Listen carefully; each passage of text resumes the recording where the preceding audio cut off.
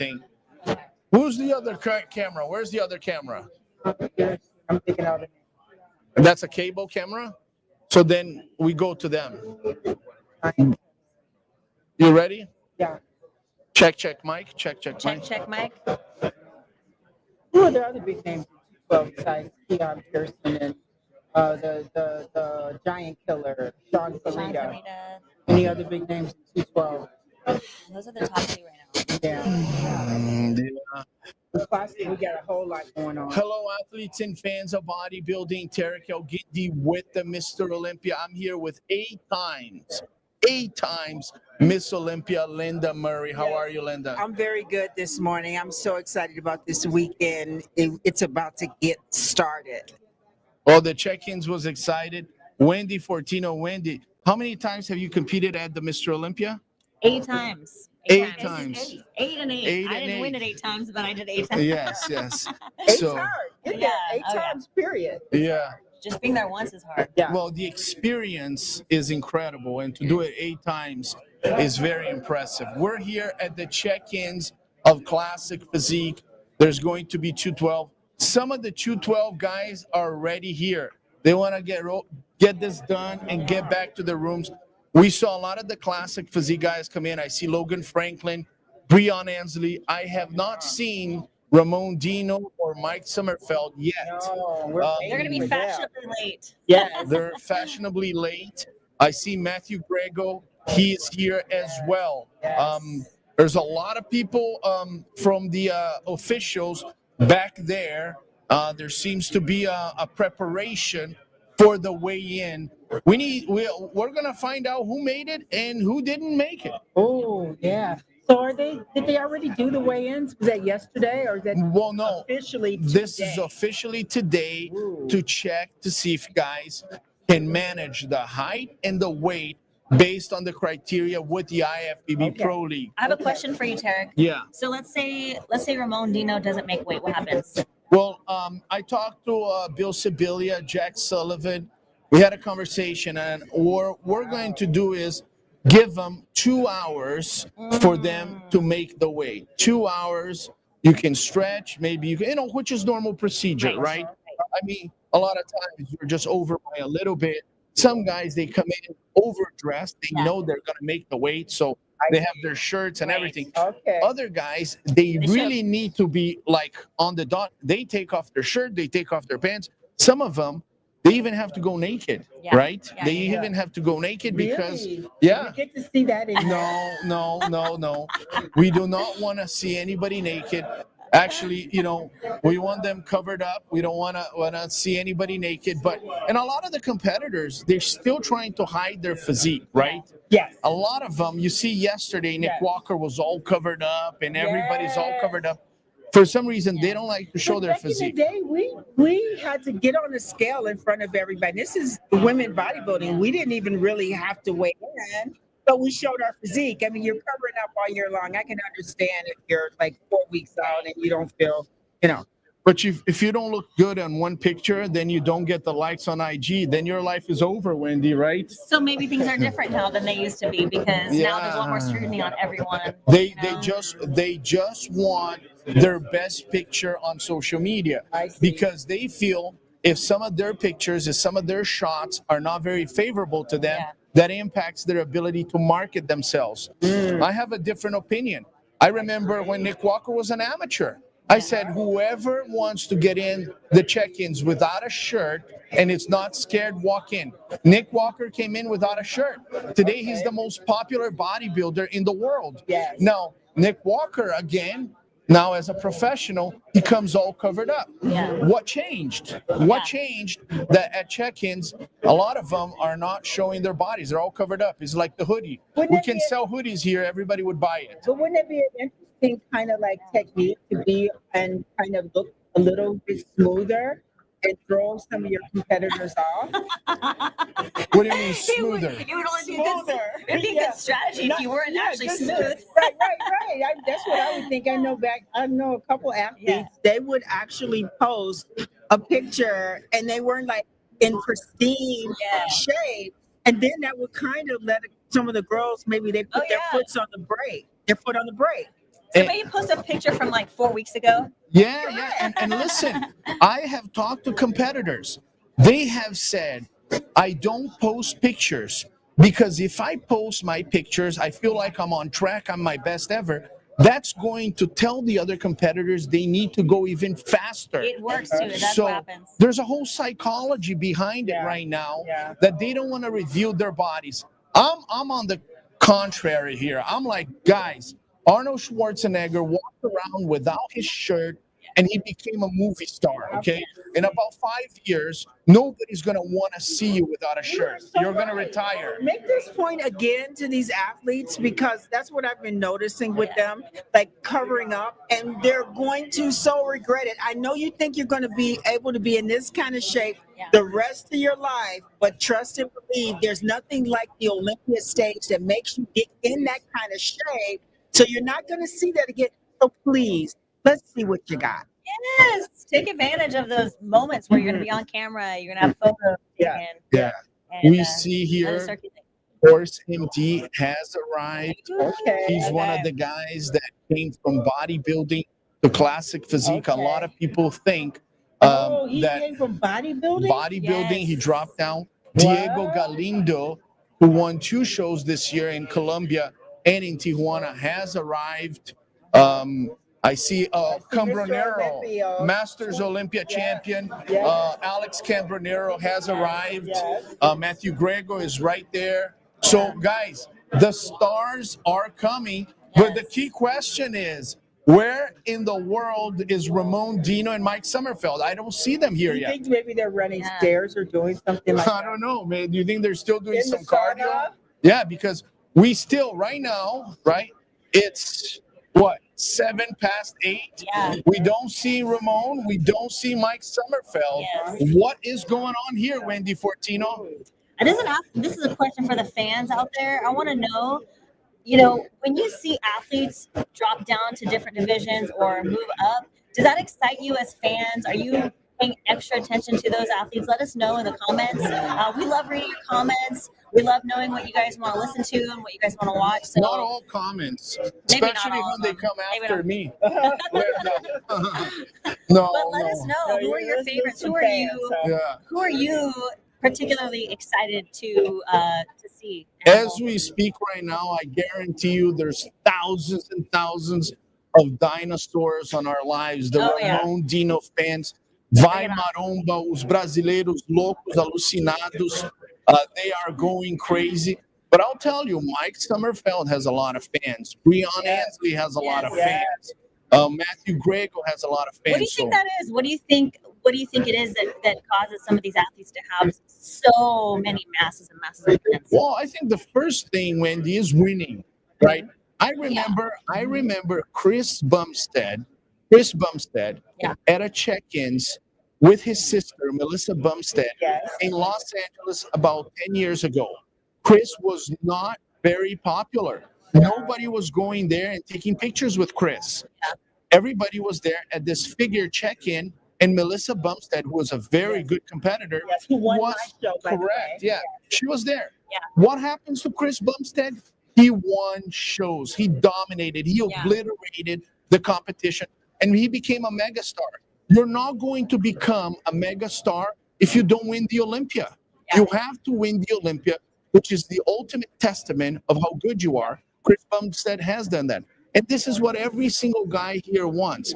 They not only want the title, they want the money, but they also want the fame that comes with Don't it. you think also that with Chris Bumstead, in addition to him winning the Olympia, is more than just the Olympia is a great title, but it's what he does and how he motivates and moves fans.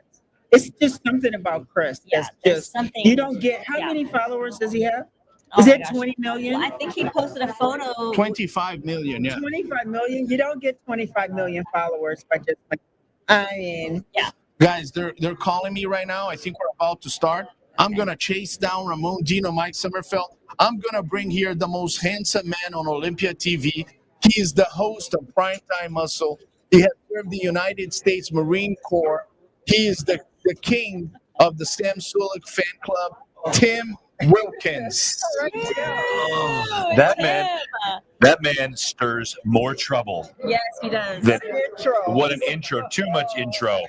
Good morning, ladies. Good morning. Good How are morning. you? How are we both doing? Oh, we're doing Oh, great. We're good. excited. We're finally here. It's Yes. Thursday. Yes, Yay. running on adrenaline. So we got some excitement this morning. The big names that are checking in. I know you guys have all mentioned. I see Logan Franklin comes in. Oh, okay. He's Oh, yeah. Logan dressed like he's in a Franklin. deer stand right now. You can't see him. I love the mustache. Look at that. Oh yeah, Yes. the look on Mike Somerfield. So Yeah. have you guys been following Hairgate? Hair, no. Oh, Hairgate. Oh, so is Hairgate. that what Oh, Hairgate, yes. Yes. Oh, yeah. No, with Mike Well, Somerfield. Okay, so Somerfield. Mike Somerfield, there's been a lot of talk about his height and not playing a part in his weight, but honestly, I don't know. I'm not sure. What are your thoughts on this? I think it's all silliness. I think I it's know, I think so, too. man-made controversy. It's someone that watches a lot of soap operas and a lot of wrestling and thinks it's all real. Guess what? The strippers don't like you. Waitresses are bringing you drinks because you're paying them. I got bad news for you about reality. So here's the deal. These guys are so. If you've ever competed in a classic physique or a men's physique, they're pushing that thing down so far on your head. I've had to do it, and I said, guys, I'm like 6'1.5", 6'1", 5'11 3/4. You're like, Where what? did You that took away a happen? whole inch. Yeah, because you pushed down Yeah, you one of the knots on my head so hard. Yeah. Okay. They're not just resting it nicely on Somerfield's Yeah. beautiful Is hair. that what this Hairgate thing is about? Does Yeah. that have anything to do with that? They're saying that his beautiful, slick Johnny Bravo hair that he's got, they're just resting it softly on top and giving him another inch so we can get another 7 to 10 pounds. Come on, guys. If it's about like hair, like no way. It's not like he has some huge toupee, this thick. His head. You know what I mean? It's But that making would an be a good inch of a strategy. difference. It would be. Like a toupee with like a lot of hairspray that the thing can't come down on. Or built-in That could fake be. heels that are skin colored That that could will work. give you another half an inch to put you over the top. The difference between 5'10" and 5'11" could be another 7 to 10 pounds. Yeah. So that's brutal. So Yeah. you got that. You got probably 5 to 7 guys Yeah. without sebum at the top Yeah. that could do that damage. That's the beauty. Yeah. Oh, yeah, that's the beauty. That's what's so exciting about this year's Olympia. Like the fact that there's so much going on in classic, and we're going to have new champions. Well, and this will more than likely be the last year of Keon in 212, Yeah. Yeah, which you will think? open things up next year. I think Well, there's been a little bit of a rumor or conversation of that maybe. Well, he already said he's going to dip He's his toes in the gonna- water in yeah. Romania or somewhere right around then. right. And I think once he gets up there and turns it, remember when Sean Clarida did that I do. and took a couple of those And he open did titles? great, and it's so exciting He to did see him on amazing. stage. Because didn't Sean? Did he place like fifth So in Prague? Yeah, Fifth well, or when they took- eighth or they took the 212 out of the Arnold, and he decided to compete in the Open, and he ended up, right up there, 5th place in his very first Open Arnold debut, and that's when everybody goes, okay, Sean Clarida is on the map in Open, he can hang with anyone. So is that how Sean came to compete? And was it Prague? Wasn't Prague? Is that how he came to compete because they took 212 out of the Arnold? That's what made him go into Open? He had already done one, I think, in Seattle, the Emerald Oh, Cup, had he? Okay. and he won Okay. that one. I'm trying to jog my memory, but he won an Open. Okay. So But there we was know no. him to be very competitive in Open and in the 212. We know him to be. So there's no question there. So then the question becomes, if he steps out, who's waiting in the wings? Ahmad Ashkenazi. You've got Angel Calderon, Felo Camarnero. There's a bunch of other guys that can't wait to have that spot open, or can't wait to defeat him now and just tell him it's okay. Go on, enjoy Yeah. the Open. I will say this about the 212. Keon being in that 212 absolutely makes that division extremely popular right now. So that's what's going to be interesting is who's going to be that next in line to keep the 212 going with popularity and excitement. You know what I mean? Yeah. Well, what I absolutely love when I see someone transition from like the 212 into Open or Classic into Open, because those athletes bring great conditioning, Yeah. and then it makes the Open competitors like better. So that part I absolutely love. A couple years ago, when Keon won the title, we're coming in for the night show, and he looked at me as we're walking in, and he said, "What do you think I have to do? Please find your seats. What do you think I have to do to win tonight?" And I said, "Get on stage." And he did, and he won. I think that may be the case again this year, but it's going to be interesting. All right, we're going to get started. We'll see you soon. Olympia Fitness and Performance Weekend here in beautiful Las Vegas. My name is Keon Riley, and I am the associate producer of the Olympia. And it's with great honor to welcome you all, the best athletes in the world, to the greatest bodybuilding event in the world.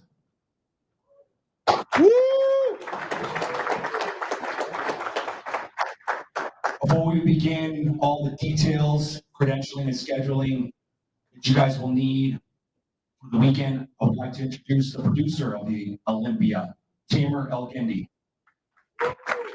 Thank you, Kaden.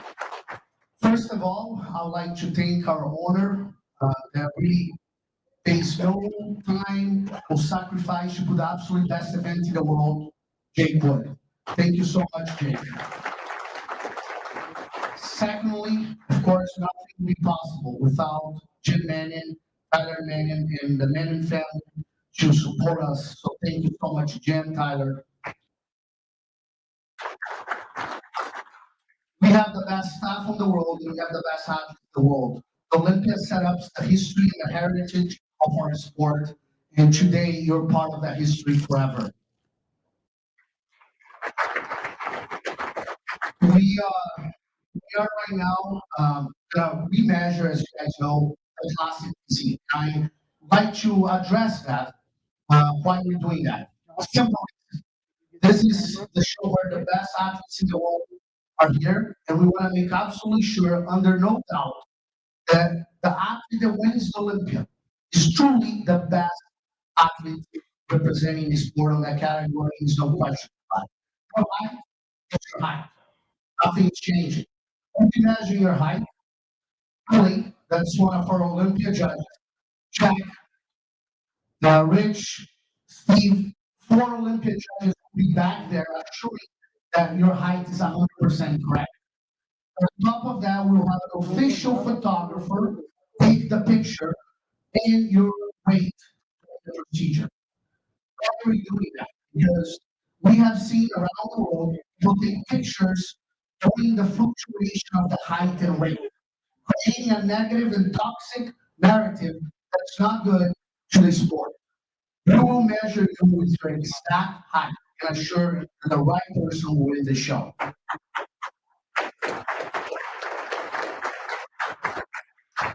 Wasting no further time, I would like to get back to my associate producer, the amazing Kaden. Kaden is an amazing guy. Thank you for all the work you do here, as well as the team of Wings to Strength that's here and the Olympic team. Thank you so much, guys. You guys are the best. Ina Pompa, Vice President, right there in the recognized. Thank you so much. All right, guys. Thank you. Thank you very much, Tamer. All right, guys. I'm going to explain what credentialing you guys are going to need, and then I'll go through the schedule for you guys. Like Tamer said, the process for height and weight is going to be a stringent process, but it's going to be an extremely transparent and fair process.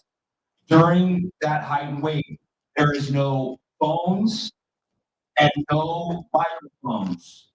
I know that some of you guys wear mini mics for your podcast, for your social media. That is not allowed while you are doing your height and weight. Okay? After Bob, you're going to hear Bob call your name. You're going to be coming up. You're going to grab your athlete medal, your number and your credential, your badge. Your athlete badge is a very important thing. This is a very big hotel, a lot of security. No one knows who we are unless you have that credential. Please have that with you at all times. Security will get your entry if you're not wearing that. Please keep that with you at all times. Then we have our posters. Please sign every single poster. Then we have our tracksuits. You'll get your tracksuit. Then we have our checks and reimbursements. And then we have our photo and video packages. After photo and video packages, we have the sponsor gift bags from Linear Protein. They have really great stuff. So grab that. And we have Tarek, over here with Olympia TV. He is going to be conducting interviews live online. So please stay for it and communicate that with Tarek. And after that, we have Olympia trading cards. They've been our partner for a few years now. Please go see them. And they have a lot of great stuff over there. You guys can talk that out. Yes, right before Linear Protein, we have our DJ. All of your music needs, you can discuss with him on or off stage, and where your music is placed. Guys, now going into the schedule. Later on today at noon, some of you athletes should have gotten an email from us for an invite to the Olympia press conference. The Olympia press conference is at noon at what is called the complex here at Resort Street. The way we get to the complex from this room, when we go out these doors, you're going to make a left and you're going to see the big globe. When you see that globe, you're going to make a left from there outside. You're going to see a huge pop-up gym. That pop-up gym is right at the entrance of a big white tent. It's called the complex. That is where we are hosting the press conference. The press conference starts at noon today. Please be there at 11:30. So for the athletes that have been invited, be there by 11:30. After the press conference, we have our next event later on this evening at 7 p.m. called the Meet the Olympians. Every athlete in this room is required to be there. Each athlete will have a table, a number that is associated with that table, and our staff here will help you find the table that you're supposed to be seated at. At the Meet the Olympians event is our way of having our VIPs and fans interact with your heroes, you guys. You guys can also bring merchandise that you guys have for sale or for signing. So you guys can have a fan experience with your fans. That event is from 7 to 10. After Meet the Olympians, we have tomorrow's events, which starts with the prejudging at the Las Vegas Convention Center. Prejudging events start at 9:30. For transportation, we have a complimentary shuttle for athletes. That complimentary shuttle starts at 7:45 and 8. Those 2 time slots will be just for athletes and officials. So if you guys want to utilize that, you guys can. After that, every 30 minutes, the shuttles will continue to take people from the hotel to the Las Vegas Convention Center. You guys can jump on any one of those if you guys would like. After prejudging, we have our Olympia finals Friday night. That starts at 6 p.m. That is at the Resorts World Theater. The Resorts World Theater, the way we would get there from here, would be past the globe. And you're going to make your left at the casino floor. You're going to go all the way down until you see Restaurant Doghouse. Doghouse, right after the Doghouse, you'll see Resorts World Theater on your left-hand side. Then Saturday, we have Olympia Expo, Las Vegas Convention Center, South Hall. We have prejudging events there. And then we have Olympia finals after that at the Resorts World Theater at 7 p.m. At after the Saturday night finals, we have the Olympia after party on the Rose rooftop. That is on the Rose rooftop, and it's actually right above us. Location, and you take escalators all the way. And our last event of the weekend is on Sunday, and that is a champion seminar. Every champion from every category is invited and needs to be at that champion seminar, and that is also at the complex. That is at 11 a.m. Please be there at 10:45. Get that event started.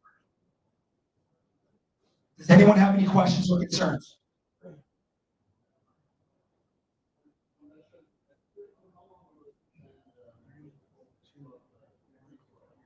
I'll let Team Earl Indy make that call. Yeah, this is going to be discussed with the office, but probably, as we have discussed here with Jack and Billy, we're probably going to measure every year on the Olympia. Okay? Anybody else have any questions?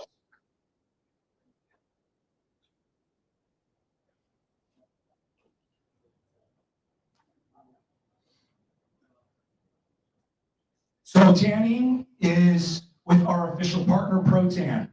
Tanning is held at the Magnolia Room. Magnolia Room is right off to the right side of the Hilton lobby. So you should see signage right around that Hilton lobby that says Magnolia Room ProTan.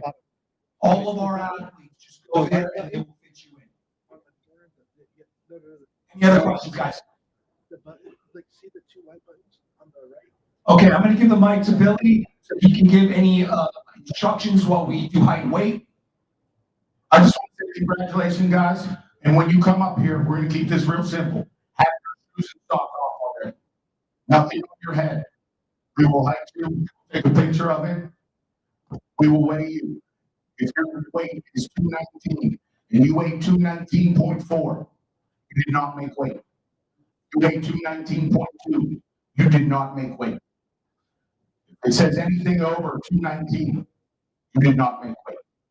And if that happens, you have till 11 o'clock to get that weight off, come back and get weighed back in. At 11:01, we close that door. And if you're not back in time, you forfeit your end of the contract and you will not be in the show. So I just want to be clear. I don't want to be rude, but you have to be back here before 11 to get that weight done. So, any questions?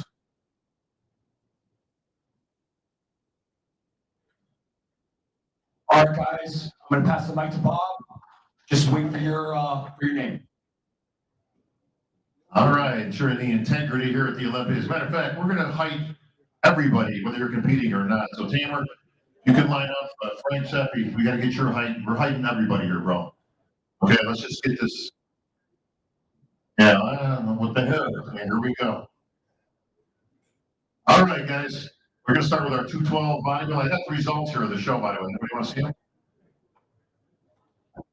No? Was I not supposed to say that? My bad. My bad. It was a joke for anybody that's streaming this to the internet. On a podcast. All right, men's 212. Number 1, Radislav Angelov.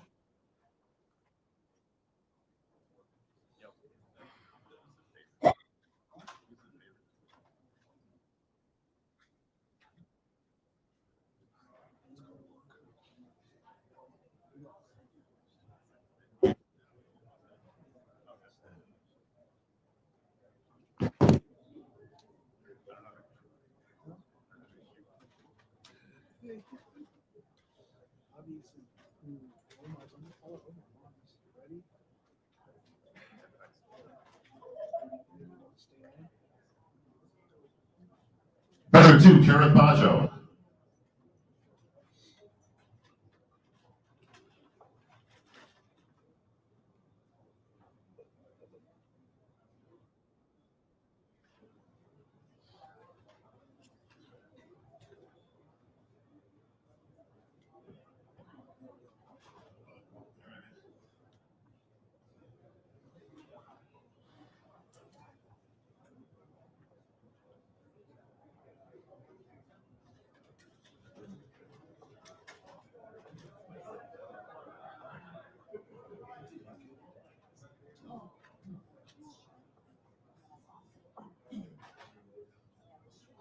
Competitor 3, Jose Maria Uberi.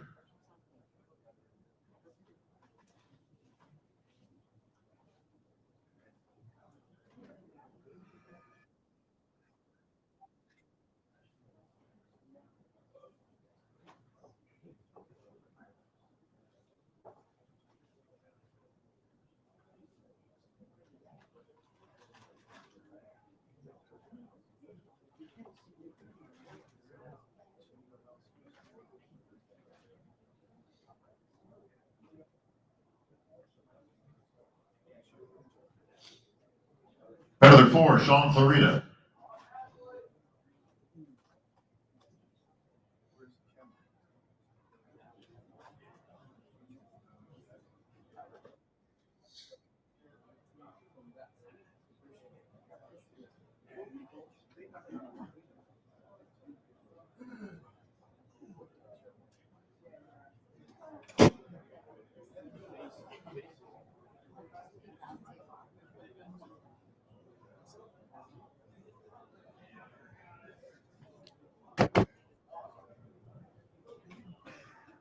Competitor 5, Lucas Coelho.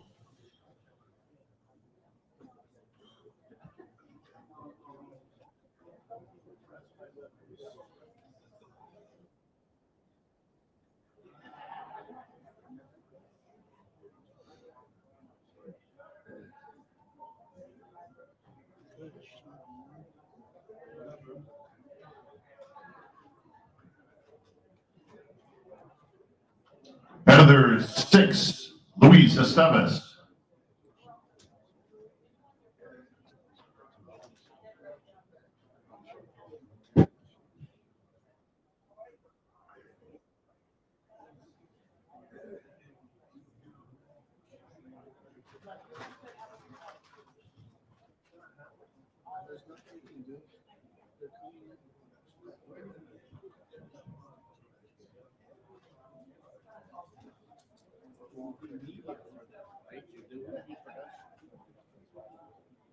Competitor 7, Lucas Garcia.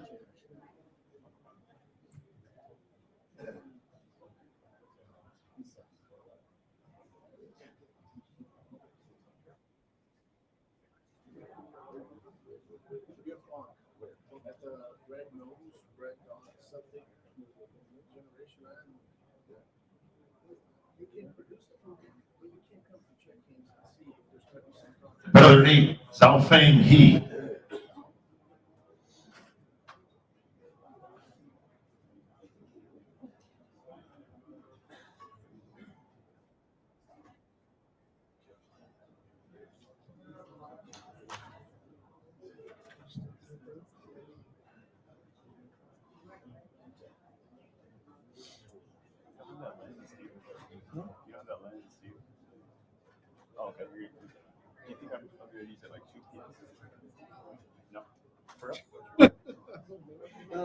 We still have check-ins, so if I use that one. Number 8, Xiaofeng He, China.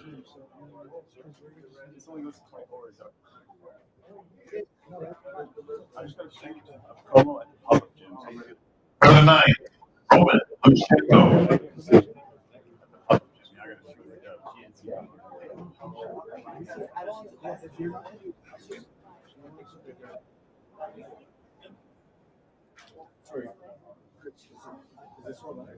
No, not right now. Not right now. It will be, but not right now. Okay, Omar. Competitor 10, Sun Yat Jane.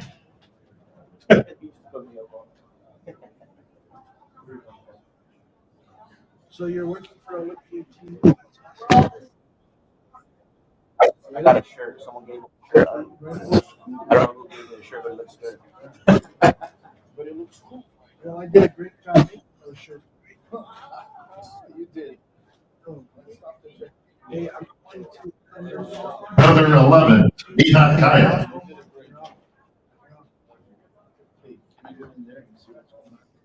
Give me 1 second.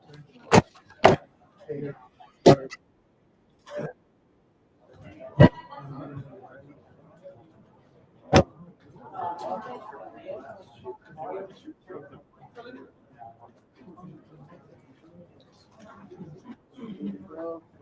three, two, hop.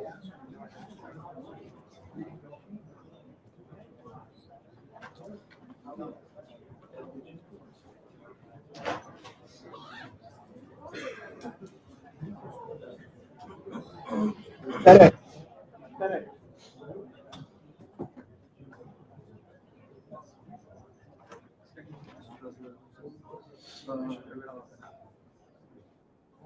Quem que usa? Ah, já falei que eles são os caras vendedores. Quem que eu... Só, qual que é aquele cara que ganhou 2 shows? Fala isso. Competitor 12, Jing Chi Lin. Aquele cara que ganhou em Flórida. Where's the mic?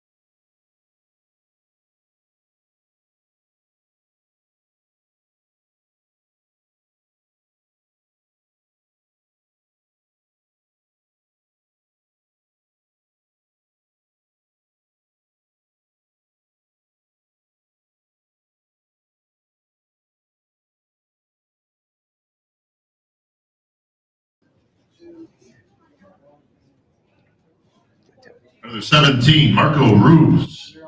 All right, we are here at check-ins for the 212 and Classic Physique.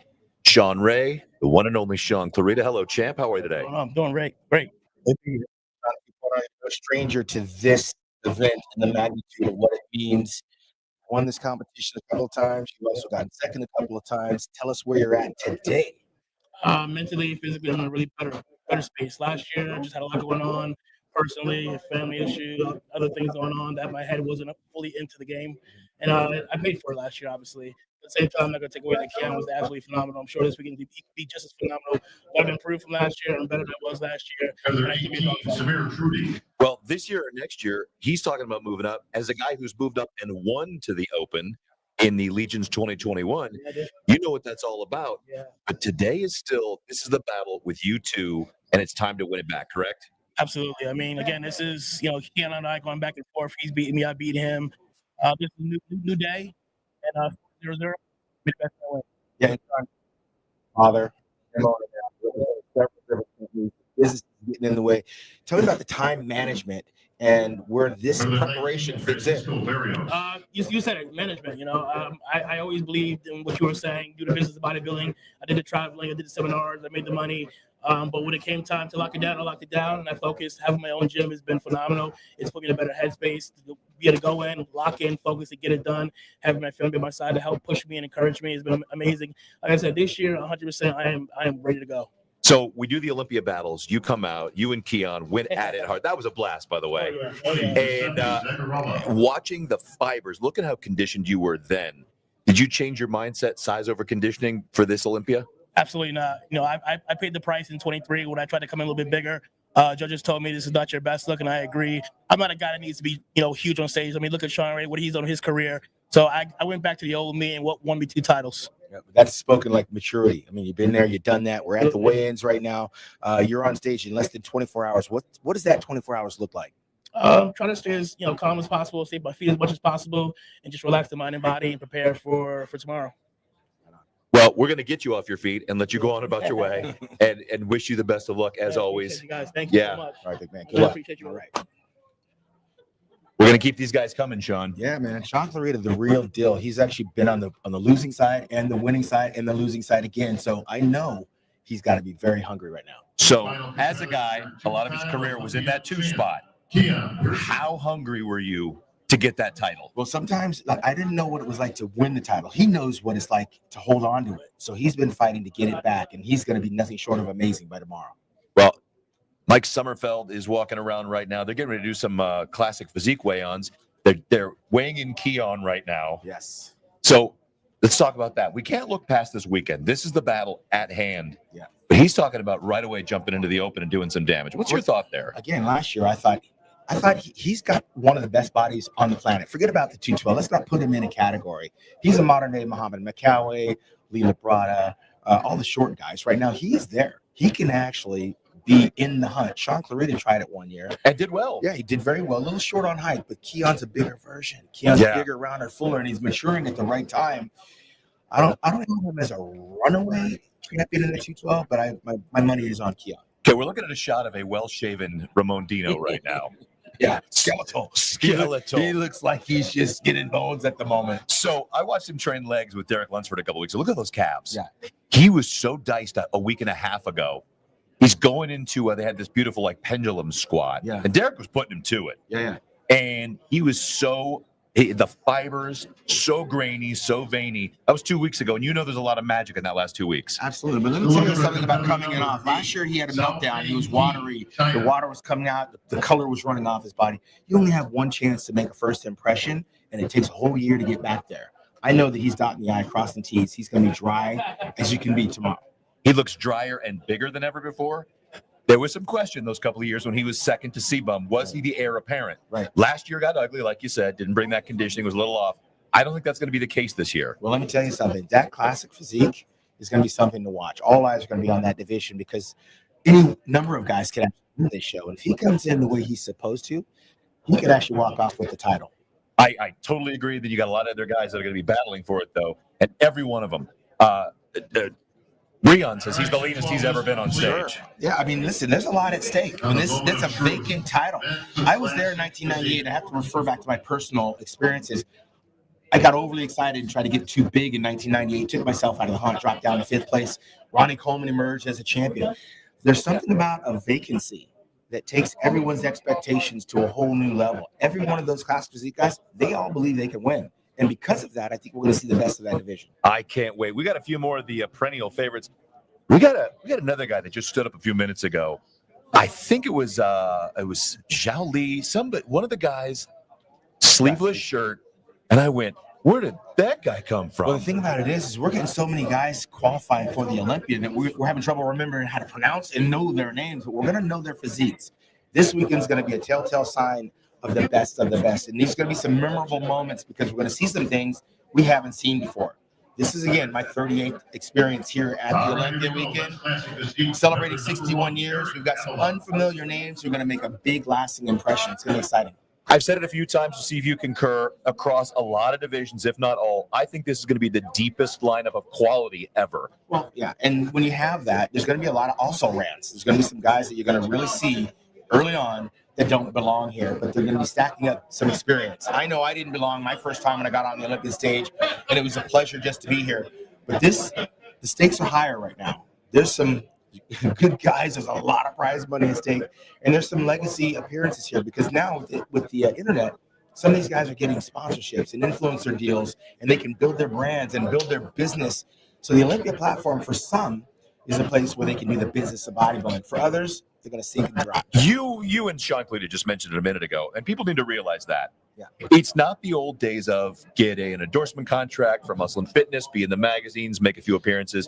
You got to work. And I've always said this as an entertainer, there's more letters in business than show. Correct. It is a business of sport, and you got to be out there working it, parlaying that opportunity. And guys like Clarida, guys like Ryan Terry, Samson Dowda, Derek Lunsford, opening gyms, creating product lines. C-Bum is probably the greatest example in the last 20 years. Yeah, well, gone are the days where they just come to you. These athletes have got to become self-made athletes. They've got to be the steward of their photography, They've got to know the art of articulation. They've got to know the art of the deal, where their value is, where they can get the best bang for their investment, their time. A lot of these guys are now opening gyms. A lot of them are repping clothing companies and gym equipment lines and supplement brands.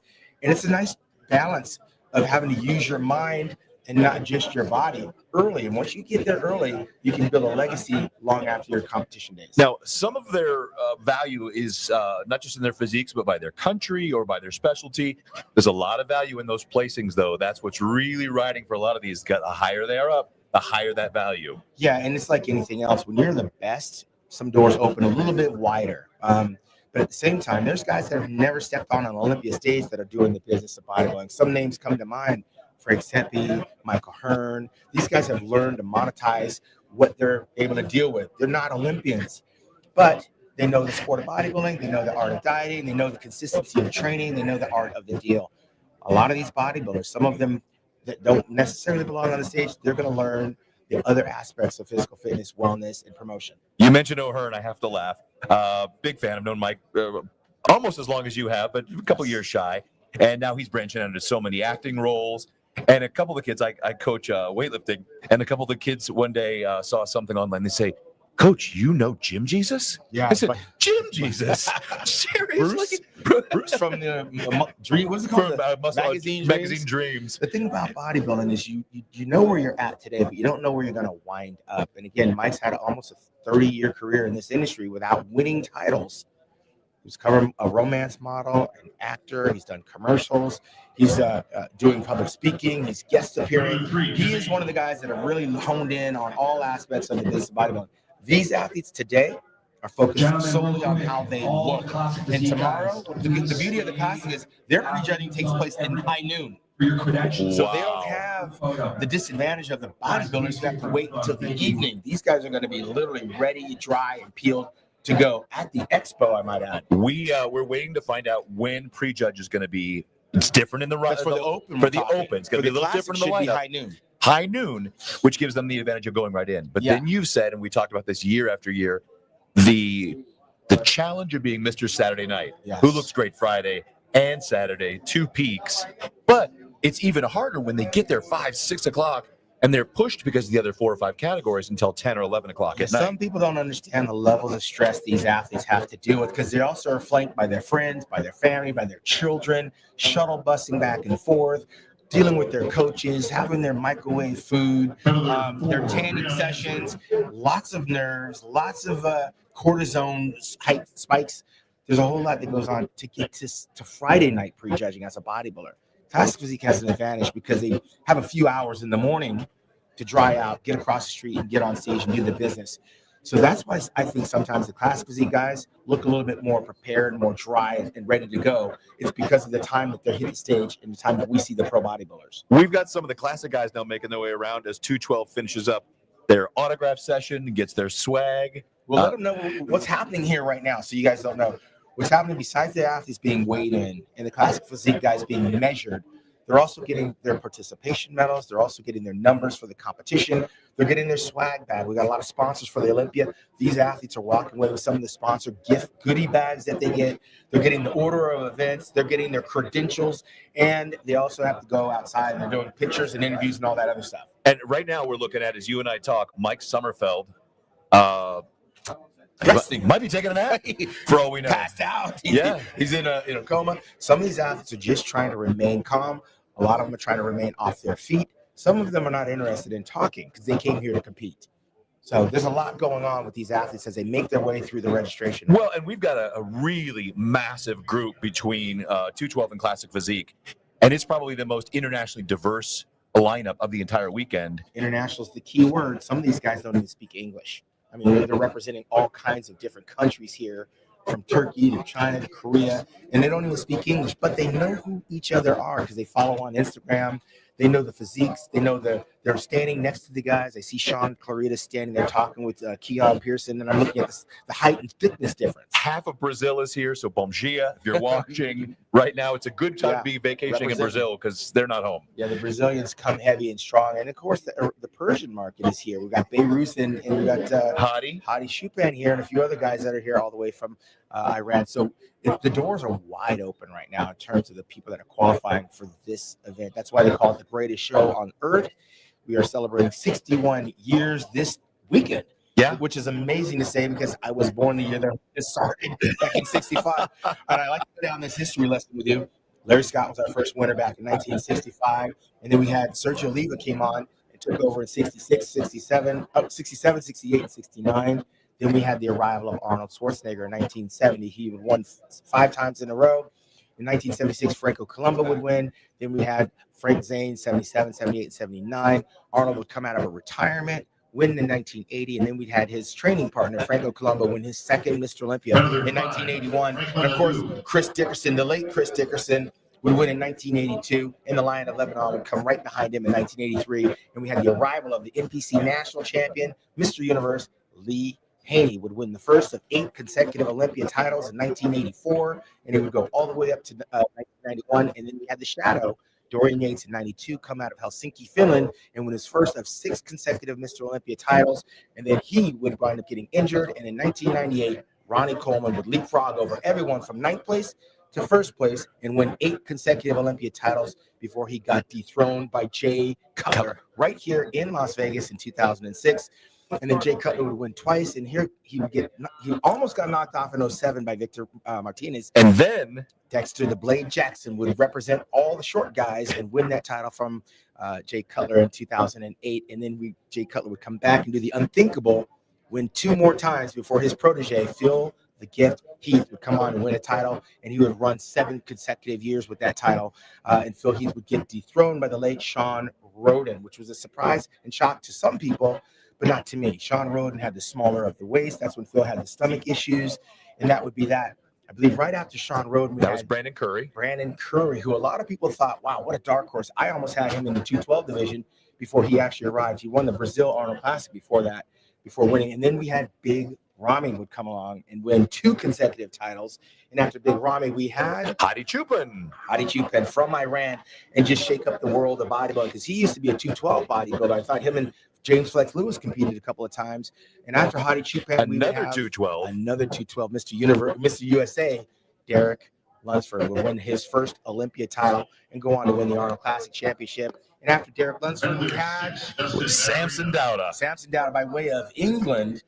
Way of Nigeria to England. He resides in England. He take the title back over there with Dorian Yates. So they got two champions. He is the reigning defending champion at 6 feet, 300 pounds. One of the biggest bodybuilders we've ever had is Mr. Olympia. Biggest champion by far. And that would bring us to today. So right now, if you were keeping score, I'm not sure how many Olympia winners we've had. Were you keeping 19? Score? 19, I believe it is.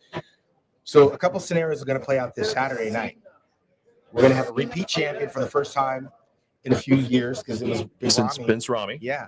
Or we could have a champion come back and recapture the throne, which hasn't happened in several times. I think Jay Cutler was the last one to lose and regain the title. He was, and so it's either going to be an and new, and still, or an and again. Exactly. And back to your history lesson, over the course of those 61 years, there's only been a couple times we haven't had a dynasty. That's true. So it's been about 40 years since anyone's won more than 2, or not won more than 2. We haven't had a 1 off, 2 off, 1 off, 1 off, 1 and off. We don't want to say never, because a lot of people never thought that Ronnie Coleman was going to win, right? It took a long time. It took him like 5 or 6 years to get there, and then he won 8 consecutive years. We've never, when we say never, that's when something starts to happen. And right now, Samson is on a roll. I had Samson retiring last year. I said, you got the title.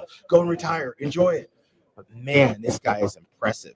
And he's in the driver's seat this year. So we got a lot of the bigger names checking in right now. I think Keon's making his way this way. Yes, he's trying to get over here. Keon is a very popular bodybuilder. Again, I've gone on record as saying I think he's the most complete athlete competing today. If he wanted to step in the open right now, I would have him in the top 3. That's my prediction. I'm going to go with you on that one. Yeah. I'm absolutely going to go with you on that one. The completeness of his physique, the lines, the density, the quality of everything Keon's got is going to be – there he is right there. Yo, Keon. Come on. The prodigy. You got to eat. I know you got to eat. I can see you shrinking as we get here. We won't keep you long. We got your fans looking at you, Keon. I just got done saying to Tim that you are the premier bodybuilder of our time right now. I got you in the top 3 of all the bodybuilders. You're defending your title for the 3rd time You're trying to get number 3. Tell me about the prep. Oh, prep was amazing. Right after the 24 Olympia, we went straight back to work. We usually evaluate the plan, what we need to work on for us, like muscle groups. Went to the health phase, got gyno surgery, so I got that fixed. So that made a huge difference in my chest. And yeah, so we went straight to work. I felt like this was the most productive improvement season that I had my whole entire career. Just weighed in, so I might as well just let you guys know I weighed in at 211.9. Right there.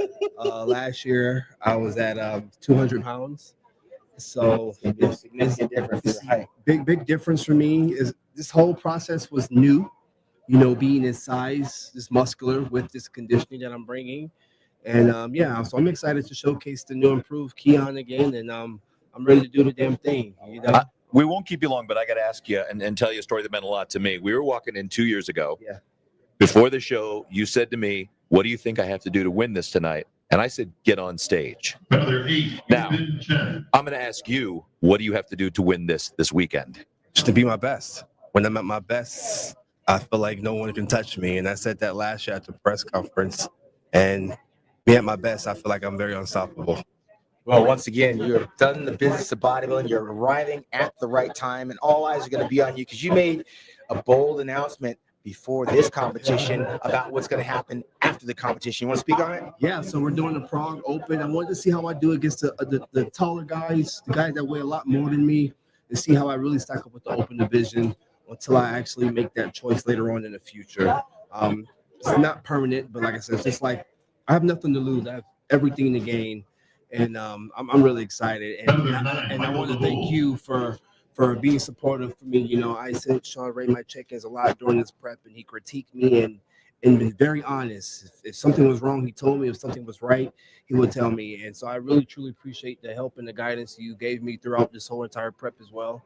And you know, one thing about bodybuilding, I think people are afraid of criticism, and I love criticism. I feel like when you can get that, especially for people that paved the way and have done this, and that's great. I think that's the best advice you can get. So anyone that's watching this video, young in the industry or a legend, I mean, if you're still a veteran, get advice, you know, get criticized. That's the only way you can get better. It may not be what you want to hear, but it's what you need to hear. So we're going to let you get to it. All right, man. Keon, good luck this weekend. Good luck this weekend, Jam. I truly appreciate you. Respect. Thank you, brother. Respect. All right. Well, once again, this is a guy I was telling you, he was coming at a very slow comeuppance. He started out working with Flex Wheeler, and he wasn't afraid to get criticism from Flex Wheeler. And as he started to mature and grow into his physique, he turned into kind of like green, Ronnie Coleman mutant type thing, but he kept the lines, kept the symmetry, has the detail. He said he added 9 pounds. That's going to look huge on a guy his size because we thought he was huge last year. Last year, he was huge. I saw a couple check-in pictures. You saw him right around that time. Yeah. He looked insane. Well, the good thing about this sport is you can watch the maturity happen. We saw it with Derek Lunsford. When Derek Lunsford won the USA right here in Las Vegas, and he came out and he won the 212 and held off Sean Clarida, I literally ran over to him and said, "You got to go in the open." Wasn't he a middle or light heavy? It was a middle, I believe, when he Well, won. they all start small and then kind of grow into it, right? But it didn't really. I kept saying this, don't forget the scale. Don't put yourself in a box, man. You're one of the best bodybuilders without the scale. The 212 was created, actually 202 was created because they were overlooking the smaller guys. And once we started to look at the smaller guys as being complete athletes, suddenly some of them started to believe that, hey, I can be better. And so we saw Hadi Chupin do it. We were hoping that James Flex Lewis would do it. He missed that opportunity because I think James Flex Lewis, honestly, could have been Mr. Olympia, the same way that I have the belief that Keon's the next Mr. Olympia. I totally agree. And I was going to ask you, since you have all that knowledge, there's what, 4 or 5 years that we had either the light heavyweight or a 202? Yeah, we started off with the 202, and I think it ran for a period of 4 years. David Henry was the very first winner in 2007. And then we had Kevin English win 3 of them. So there's 4. And then we had James Flex Lewis win 7. We had the light heavyweight back in the Franco Colombo era. There was a couple dual champions in about 72 to 75. They did that. It really didn't hold water because Franco was just way too small by comparison to Arnold. And it was a foregone conclusion. You stack Keon up in this lineup, he's in the top 3 because he is the same height as Hadi Chupin and Derek Lunsford. So he fits in nicely. Mind you, he's 211 pounds. He'd still be giving up 20 some odd pounds to both Derek and Hadi. But Woody, is he another one of these guys like you're one of the many Master that has of Illusion. that says Master of Illusion, but at the same time he's fighting to standard 212. So what happens when he just lets the governor off this thing? Is he going to go 220 and look just as good? I think him at 220 is going to just look ridiculous, because right now we're going to see the 9 pounds. It already looks ridiculous. We've seen him on his Instagram. If you haven't seen him, go check it out. But another 5 pounds on him at 219, 220 pounds. The future is his. He has to remain injury free, and he's young enough that he will be right in the middle of battling with Derek and Hadi and Samson. Breon is just a couple people away. We're going to get him in there. I mentioned earlier, Breon posted one last back shot, one last back double by, looking, he said, the leanest he's ever been and absolutely shredded And from I head to don't toe. know that that's an advantage, being lean, because again, this classic physique is legit for the taller guys. But Breon was our second classic physique winner. He won it 2 times right after Danny Hester won it. He's been spending in the last 6-7 years trying to recapture that glory. And he's been in the middle of all of the evolution of the Chris Bumstead arrival, right? So he didn't stack up with Chris Bumstead because Chris is here and Breon is here. And along the way, you've had all these other guys come along, Somerfield and Urs and Dino. just holding him at bay. And now he's at the advanced age of 40, and he's trying to recapture the glory one more time. It's going to be very interesting to see what the judges do. He streamlined his physique, made an announcement earlier in the year that he was actually going to do the 212-pound bodybuilding. I think that was good because he trained like a bodybuilder at the time. He wasn't thinking about his weight holding back. He actually kind of grew up. But now it looks like he leaned out. It looks like he lost more size than he actually gained. Sometimes I see the judging in classic wanting those rounder muscle bellies, Yes. those old-time Arnold, Lila Brada, Gaspari muscle bellies, and not that shredded, fibery Right. conditioning. He's running a gamble right now on the look, but you know what? At this time of his career, he has to change it up. You can't keep giving them what they've always seen because it hasn't been working. So maybe the leaner look might play to his advantage. It's a crapshoot. We're going to find out. Let's bring him on over here for he's picking up his last bit of swag, Tim. I see These it. guys are like ready to eat, especially after they weigh in. Now they can actually eat because they don't have to deal with the scale. So he might actually fill out just a little bit more. Look at those cheeks. He's got to They're bring back the gone. cheek- He is bring back the drawn cheekbones. in. So right now, these guys, the only thing they're thinking about right now is trying to get hydrated and get the food in. Because remember, it's 24 hours from now that they'll be seen at the Las Vegas Convention Center on stage. Wow. So there's been a couple shows I've been either emceeing, he's competing, or he's guest posing, where he was really struggling and talking about struggling to make that weight cap. So this could be a really big gift for him to move up to the 212. Well, I mean, we're going to find out because he's talking about retiring. So let's bring him on over here for the shoot. Come on in, Breon. Come on in. Right. Got the There he Brandon is. All Curry. right. Was All this right. Gucci? Is this from the Curry collection that we've got here? No, that's Is it full of cash? It will be. Well, we know the controversy of the classic physique has been the height and the hair. You look phenomenally tall today. What did they do back there? It was behind the curtain. Tell us about it. They just pretty much do the same thing that they've always been Come all doing. the way down on your skull? Yeah, they come all the way down on the skull. They don't give you the hair. Okay. They don't give me any of my hair. Okay. Well, it looks great. Phenomenal. The You kid know, and play rule is not in I effect. tried. I hear you. I flicked it up there. You know what I mean? I got some height on it. Yeah, but So I tried. the weight was right in line with the height. Yes, it was. Yes, that's what's been my weight for my height for the past 2 years now. Well, me and Tim were talking earlier. You had made early in the year an announcement that you were going to do the 212. So at that time that you made that, was that a feeding time? Was that a growing time for you before you flipped the switch back? Yeah, that's what that time was when I made that decision. Was a time to grow. Was a time to develop more muscle. But I didn't get a chance to do that because of traveling so much. So I didn't want the Olympia to pass me by, at the same time. So I said, let me get into that classic because I know that so well. On your Instagram, you look more lean. You look like you actually leaned out. That last post said you're the leanest you've ever been. And that's truth. That is truth.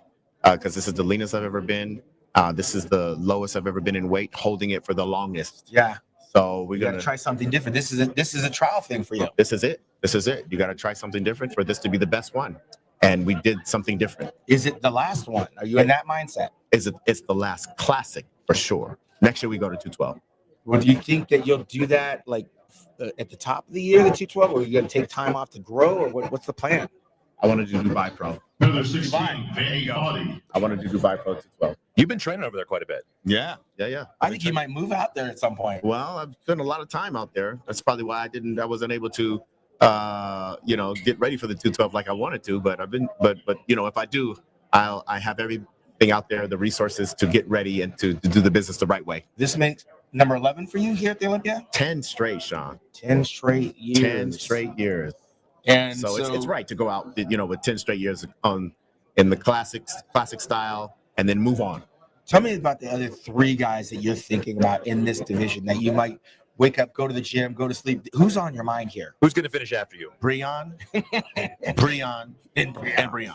All right, but confident. But Breon's going to be first place. Are you going to eat? What happens now? Are you going to go pig out? How does it work? You got 24 hours before you're on stage. No, I'm going to do it different. Again, this will be different. Everything different. What I'm going to do, I used to just go fill up and heavy fill up right away. Right. But this time I'm going to let it sit. Let me sit at this low weight and let the skin really shrink wrap around this muscle.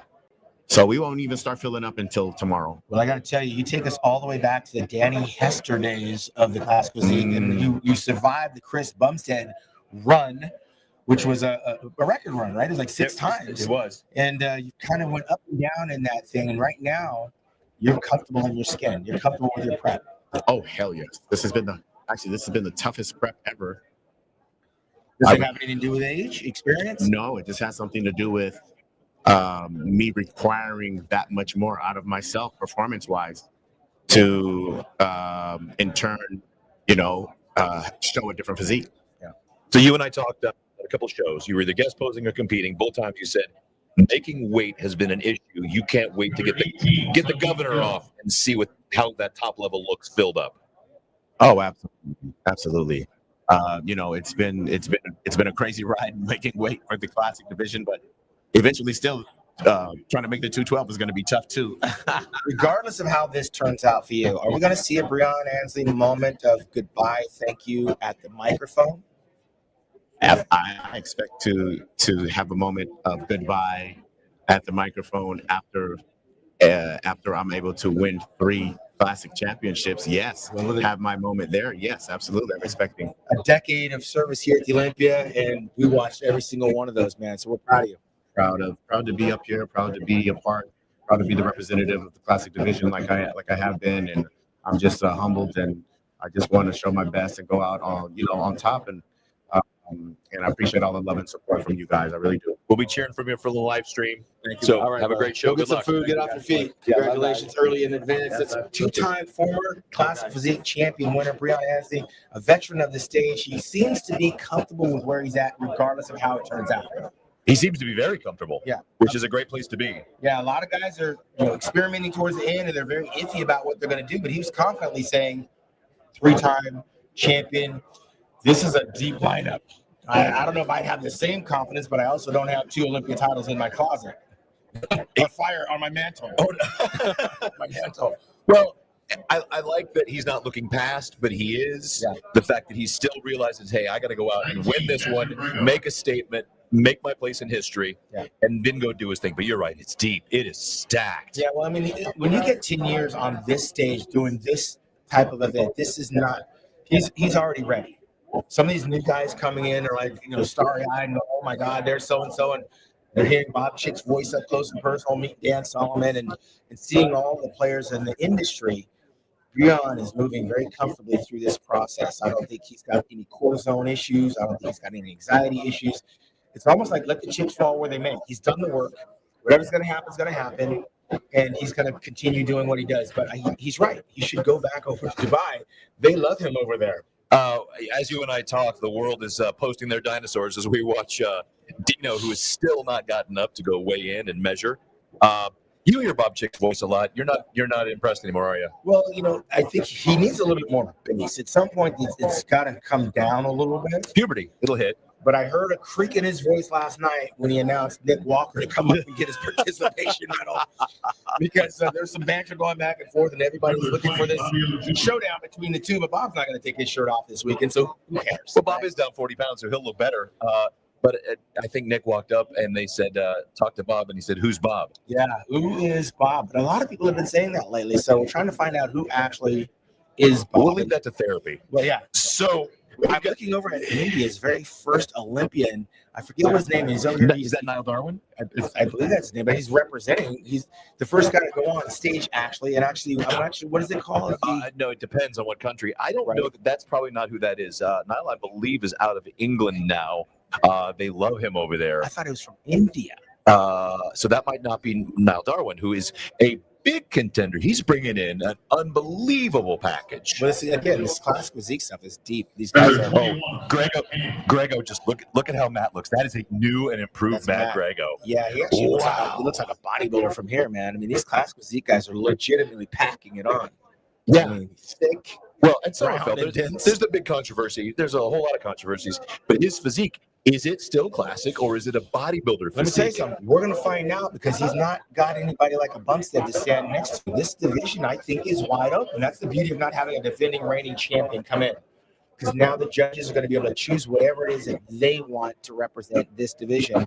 And we've been saying again, some of these classic guys are now starting to put on so much mass that they are looking like bodybuilders. But there are more people, I believe, that want to look like these guys than the actual bodybuilders. Oh, that's undoutedly. When you're at these NPC shows, bodybuilding has 5 to 7 guys, and classics got 35 to 50. It's a runaway division. I have my show in Hawaii coming up November the 8th, and that's our stacked division. It's class physique. I'm not so sure that it's because it's more of a participation division, or it's because people are very nostalgic for a combination of size, shape, symmetry, definition, and presentation, where I think bodybuilding is now playing catch up. I also think there's 2 things at issue with that. It's a bit more aspirationally attainable. You want to look like that, yeah, and it's almost more possible initially. Guys moving up from classic to open, that makes more sense. But guys moving from physique to classic physique, that's got a lot more possibility to it. The other side of the coin is, like Ronnie Coleman said, everybody wants to be a bodybuilder, but nobody wants to lift heavy ass weights, and that is true. Because not everybody can be a bodybuilder. Lifting weights is not necessarily bodybuilding. So when you get into that zone of where you got to maximum weight, eat the maximum calories, eat, sleep, train, blah, blah, blah, blah, and build, you take away the artistry. Some of these guys, they are artists. They're physique artists, and they are focused on shape, detail, and presentation, and you can't do that lifting heavy-ass weights. Okay, just a couple of stations away is Logan Franklin. If we can bring him over here, he is all business. Military guy. Did you see that video of he and Terrence Ruffin at the Labrada Classic? Where they're posing? Where they were posing. Yeah, and both of them were in the right place. Lee Labrada is the master of posing. And both of these guys paid their respect, Terrence and Logan, to Lee Labrada. They fancy themselves behind his style of posing. So for Lee to give them that platform, for the audience to enjoy what those two are carrying on in the name of Lee Labrada, was nothing short of amazing. Dr. Morales, that was actually his idea. He went to Lee and said, "Hey, let's do this. I'll sponsor get these guys out here." And he's an IFBB Pro Classic Physique guy, and his wife is a pro. And it was such a beautiful display. It's what Classic is supposed to be. The display of the human form and the artistry of muscle. Well, I'm familiar with Logan. He's won my show out in Hawaii twice. He's actually won the Best Poser Award twice. He actually won the Best Poser Award several different shows. Very reminiscent of a young Arnold Schwarzenegger. What pro divisions do you have? This year we have men's physique and women's bikini, but we've had the class physique a couple of times out there, and the bikini is very popular out there. But we switched over to the men's physique in Hawaii because they just love that division over there. Logan was here a year ago and didn't make it on the stage, didn't make it out of his hotel room. So can you imagine qualifying for the show, training all year for the show, getting here and not being able to get on stage? That happened to Logan. So he's got a lot on his mind this weekend, and it's going to start with the word redemption, because he's the front runner and he's got a lot to prove and a lot to show, and he's got to get on that stage in order for the rest of the world to appreciate what he does. So he managed to get past us, Sean Ray. No, he actually is signing some documents. Okay. Logan's a former military guy. Army. A father, Army, yes. And you know something about that. And it's not easy to make that transition from service to bodybuilding, but the mindset is designed for this. I put a good video on my Instagram the other day that it's like, in my mind, I've never been to war, but when I get ready for a bodybuilding show, I'm going to war because all these guys are out there trying to kill me, and I've got to eat, sleep, train, be regimented. And a military guy with a military mind coming into this sport, they are apt to do much better because they can block out the noise. You know, it makes me very emotional as a military guy, a Marine, and a big supporter of the military. His why goes even deeper than that. It's about the brotherhood and supporting the guys that are still struggling with that war inside. Yes. And he is one of those guys. Gentlemen, to 11:45. We need to make weight. They've extended Before that. we have the press conference. We have so many competitors, Sean. Yeah. Time that's at the end of the line. Giving guys a chance to make weight. I'm not sure which athletes need more time to make weight, but that is a hard out at 11:45. You're on the weight or you're out of the show. That's it. If you're out in the lobby wearing a trash bag jumping rope, you're that guy right now. You're in two Nobody wants sweatsuits. to be that guy. You got to show up here ready to go. You can't. Keon said he was 211.9. He would have had to go out and spit to make weight, but it's a very thin line when you're dealing with that. You need to be ready before you get in this room. Logan, I almost didn't see him. He's over there in camouflage now. He's still getting his little goodie bag together. And this is going to wrap up. Immediately following this will be the press conference outside in the tent. Are you asking questions this year? I decided to sit and watch this year. I asked a couple of questions of some athletes, and I got attacked. You get attacked anyway. What do you care? Didn't like the questions. I'm going to watch this year and see how that thing plays out. But it was a mystery to some of the athletes. They don't know who was actually going to participate. They got an email of participation to find out who's going to. We have too many athletes to have all of them participate. 26. Yeah, that's been a struggle. And what format to use? We've been struggling with format because it is a different event. It's an event I've loved since I emceed it back in 2000, 2001. Yeah, I've done all aspects of it. I've emceed it. I've asked the questions. Been in the media side. I don't want to be. I want to watch it. I want to see what it's all about, and I don't want to become a storyline. You know, I asked Hadi Chupin when he took his medal off and he walked off stage one year, would he do it again if it happened again? And it was very controversial to the Persian audience. That was a great audience. I didn't understand what the controversy was. He has a hearing impairment. He came back and said, he's caught up in the moment. He would not do it again. That's all we wanted. But then they thought that it set the tone for some type of negative vibe for what the judges were. I don't want to be part that of was a legitimate question. No judging. There's no politics. There's none of that nonsense. At this point, you could be a president from any party, and 40% of the people in bodybuilding are going to be mad at you. Whatever you say, suddenly you're a controversial figure. The hardest sport to do is suddenly the softest people online. It is what it is. Everyone has a platform to reply, right, on their social media, on their YouTube channels. And they say, I don't want to be part of the storyline. I'm going to watch that press conference and see how it plays out. But nonetheless, there's a lot of storylines that are going to be taking place. And that's tomorrow, I believe. At what time? The press conference is today. I'm sorry. Today at noon. Yeah, 12. Tomorrow at noon, these classic physique guys will be on stage. Yeah. So that expo is going to be something to behold. It's across the way here at the Las Vegas Convention Center.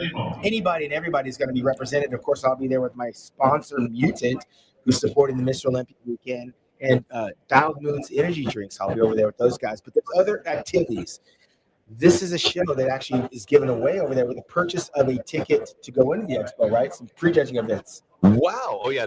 The energy at prejudging, especially for a classic, is crazy. Yeah. I think the wheelchair division also is prejudging over there. I believe it is. And we're going to see if who's going to retain that title this year. We've got, I believe, 11 amazing athletes from around the world in the wheelchair division. I know that Nick Scott is out there constantly recruiting bodybuilders to get new guys into the sport and keep those ranks growing.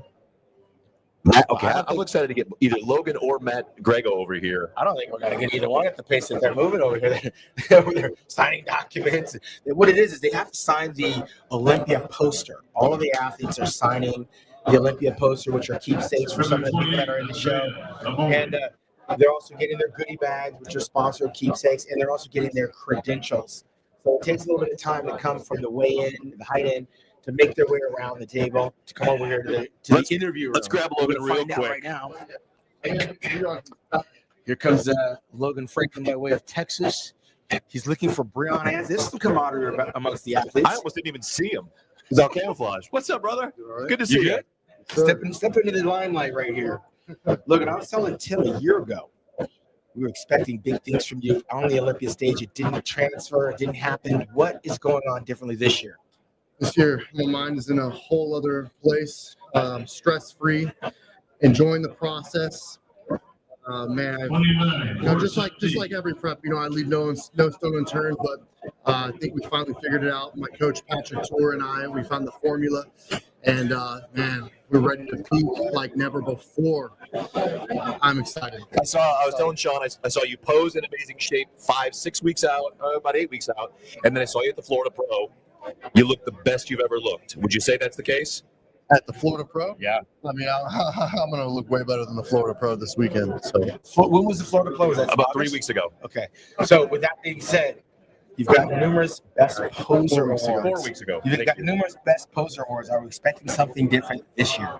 Oh, something exciting. Nothing different. Just aura. I want people to see this routine and remember the true art of bodybuilding and what is supposed to be presented, and that's my passion, and I can't wait to show you all.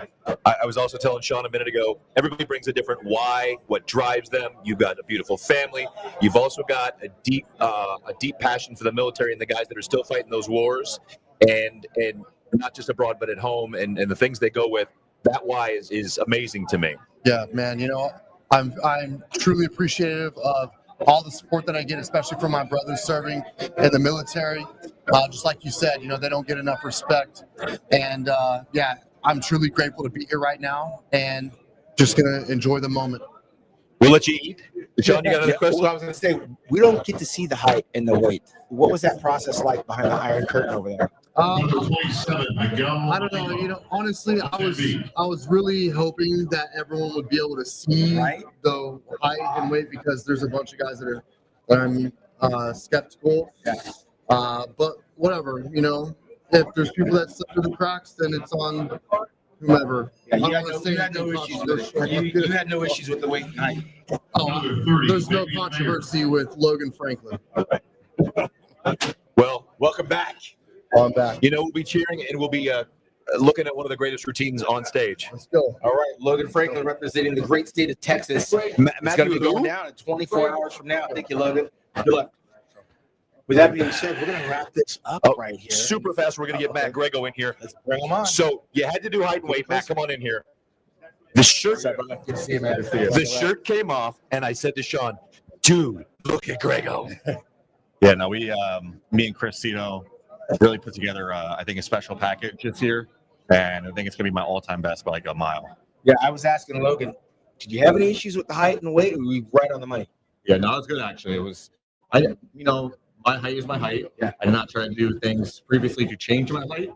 I made sure to always have the right height, so when I came today, I wasn't, freaking out about it. Right. Not trying to throw anyone under the bus, but I knew my height was my height. What do you think about it being behind the curtain? Do you think there should have been more transparency, or do you think that's the right way to do it? Well, from what I understand, they're doing photos and videos of it actually to post. Yeah. So if that's the case, I think that's transparent. Okay. Obviously, we'd all like to see ourselves, right? But I think they're doing their part by having the photos and videos to make, that there's actually proof of it.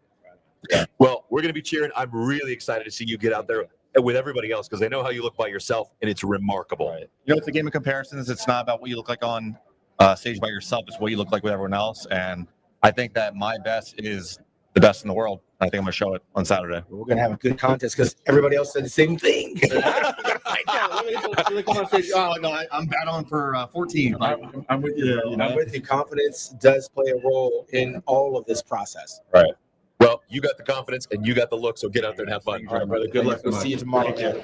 All right, Sean, we are on the clock. We got to wrap this up. We have more weigh-ins to come. We've still got bikini and physique, which everyone is waiting for because physique is a battle with a lot of trash talk. Yeah, it's going to be a long morning with all of these other girls. I don't know if I want to be in the middle of the bikini trash talk. No, it's phenomenal. Nails and hair flying. All right, stay tuned. We'll see you at the press conference, and keep watching all the great action. We'll see you then.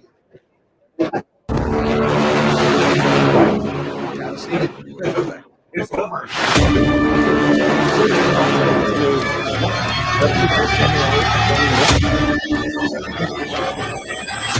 You know who it was? No, I don't know who it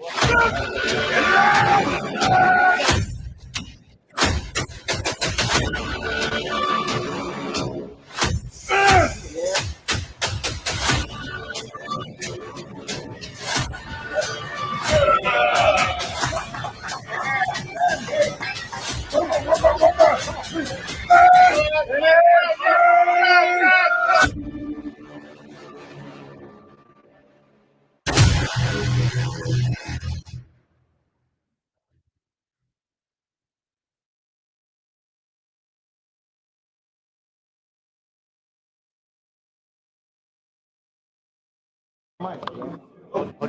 Official. Yeah.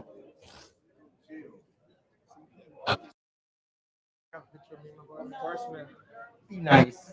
Be nice, you little bully. How are you doing? I'm coming in. You good morning.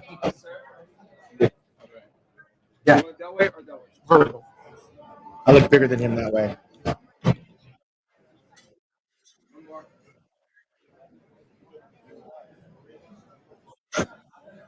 34.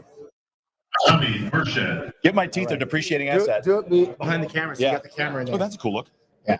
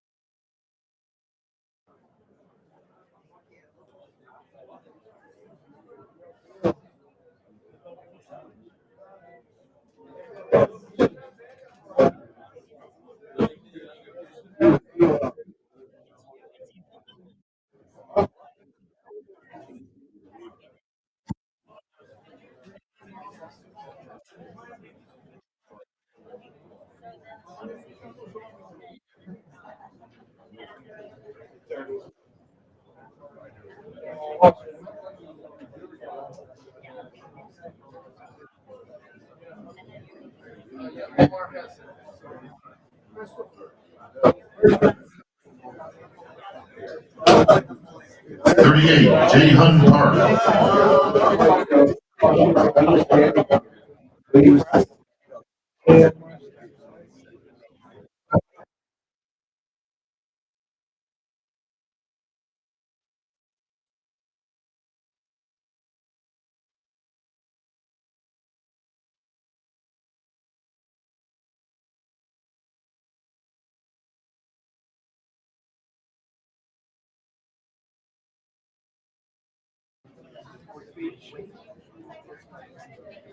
Estamos aqui diretamente da medição e do check-in aqui no Mr. Olympia 2025. Eu tô aqui do lado dele, Leandro Ost. Tudo bem, Leandro Ost? Como você está, cara? Eu tô maravilhoso, mas eu não posso dizer isso de todo mundo que tá aqui em volta da gente. O clima tá mega tenso. Tá super tenso depois de toda a polêmica que houve aí nos últimos dias, né? Com o Mike Somerfield tendo declarações de que a altura dele não era a altura compatível com a que ele teve no Olympia do ano passado.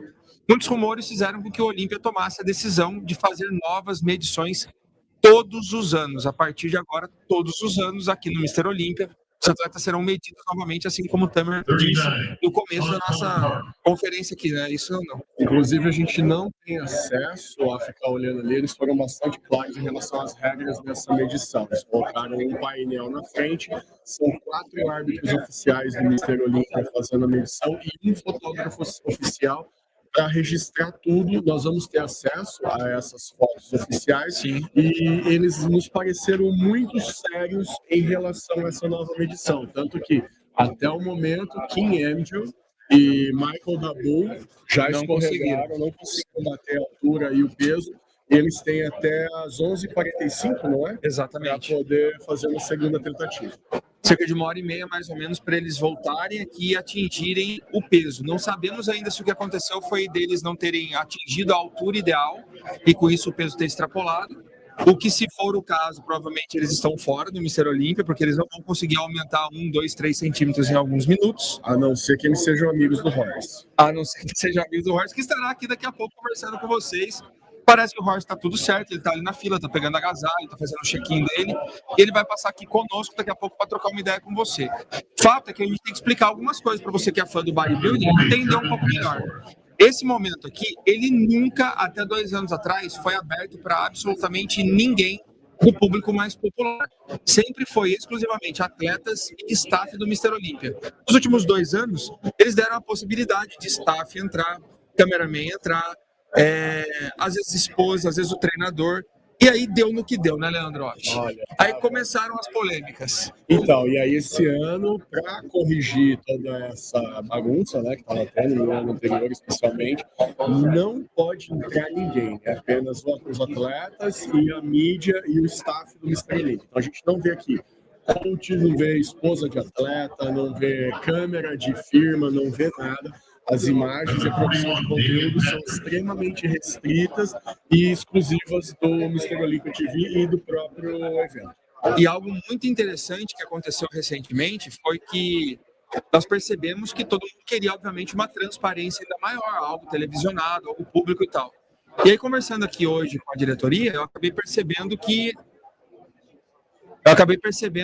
a fala deles é muito uníssona, no sentido de que, se vocês duvidam de quem está fazendo a medição e a pesagem, que são os árbitros do Mr. Olympia, provavelmente vocês vão duvidar também do julgamento deles no palco.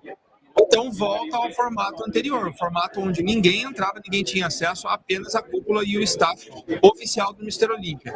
Isso pode desagradar alguns fãs, mas retorna ao modelo antigo que eles faziam e que obviamente estava funcionando até então. A gente resta agora saber como isso vai funcionar ao longo do ano, né? Se vai fixar a altura deles para que eles possam competir o ano inteiro sem precisar fazer esse check-in de novo. O que provavelmente vai acontecer é ainda muita discussão a respeito dessa nova medição anual, até porque, como a gente conversou com alguns coaches bem famosos aqui, eles acabam fazendo um trabalho de um ano todo baseado em uma medida.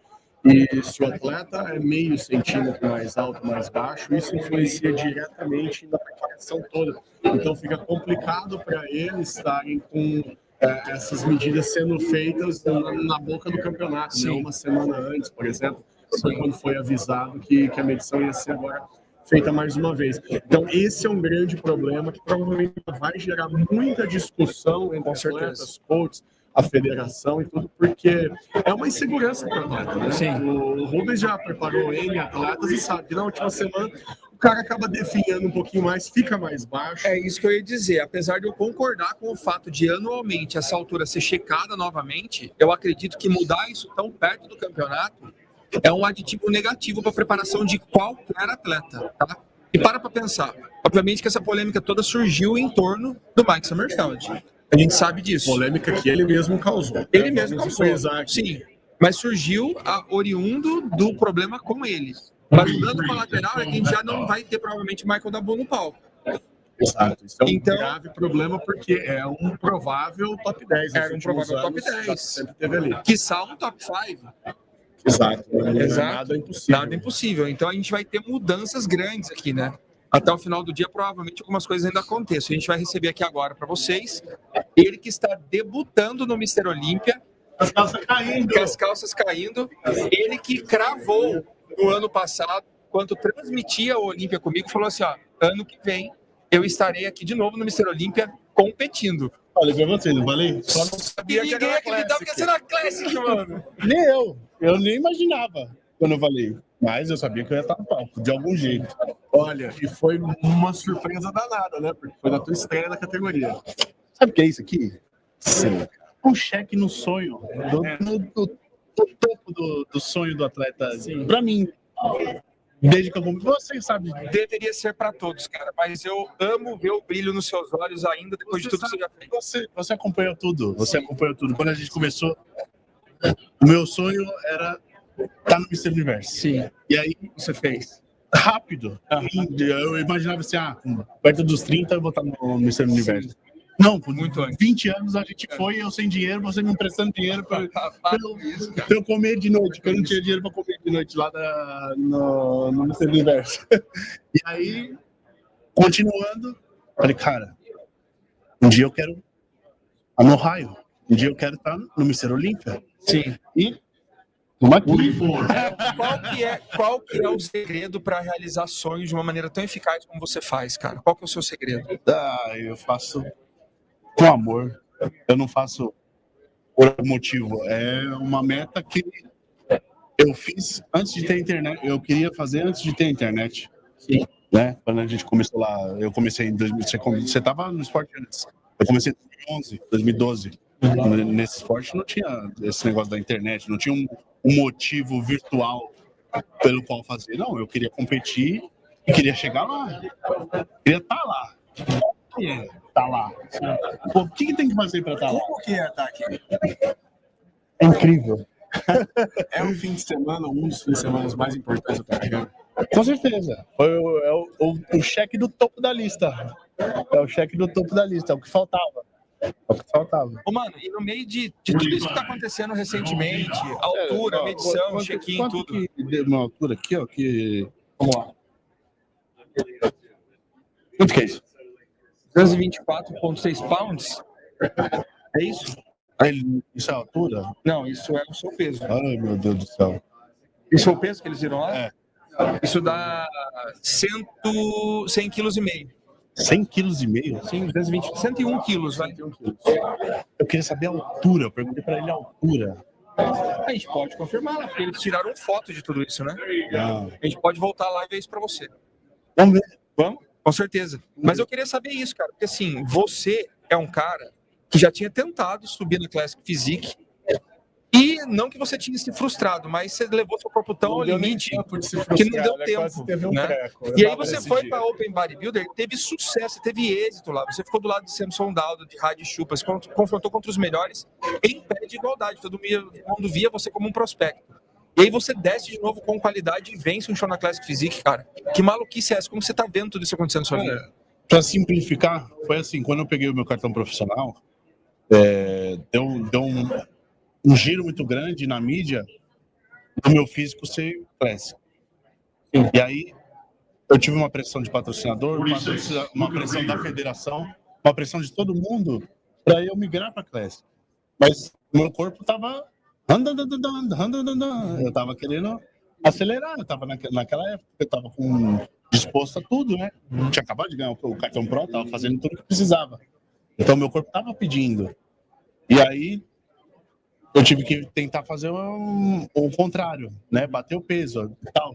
Meu corpo não conseguiu assimilar isso daí. Eu tentei o ano todo bater o peso e tal, e fazer coisas para altura. Na época, todo mundo me chamava de maluco, não dá para mudar a altura. O mundo inteiro me zoou, Cris Aceito, todo mundo me zoou. Agora fica todo mundo se alongando, se esticando, mesa de tração e não sei o quê, e corre para lá, corre para lá. Somos obrigados a falar que você está coberto de razão. Você gerou uma onda. Me zoaram demais, né? Mas tá tudo bem. E na época eu não consegui bater o peso, porque foi realmente difícil.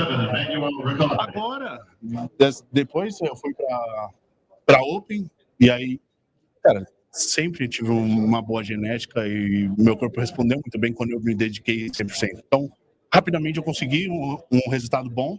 Na estreia, porra, eu fiquei muito bem ali do lado do Samson e do Berrurs. Fui convidado para o Arnold Ohio. Foi a realização de um sonho incrível. Foi um acontecimento épico para mim. Eu nunca esperava que, assim, na minha estreia do Pro, eu já seria convidado para o Arnold Ohio, porque é um campeonato, depois do Olympia, é o Arnold Ohio. E aí, eu fui para o Arnold Ohio, competi. Depois, no final do ano, batalhei ali. Não consegui a minha classificação, mas foi na tampa ali. Fiquei no top 2 no Espanha ali, perdi pouquinho, mas foi pau a pau. Sim. Pau a pau pra caramba. Cara de dentro do top de cima do Mr. Olympia. Sim, e ali no Praga, pô, eu tava nitidamente o maior do palco. Sim. Tava bem legal. Tipo, foi contra o Martin, o Sebum e o Sean Clarida. Eu não estava tão condicionado quanto eles, não, mas pô, eu gostei muito do físico que eu apresentei ali. E ter competido para mim, ter essas fotos, isso vai ficar para mim marcado para sempre. É como se tivesse sido um Olympia aquele campeonato. Foi muito bom, tá? Exatamente, foi algo histórico, né? Mais uma vez, algo histórico que você coleciona para sua carreira. Foi demais, foi épico para mim, tá ligado? Ô, mano, e sendo bem honesto, eu sei que você é um cara muito crítico, muito racional nisso. Qual que é a sua expectativa para esse Mr. Olympia? Minha? No meu físico? Sim. Continuando. Quem me acompanha sabe como é a minha vida.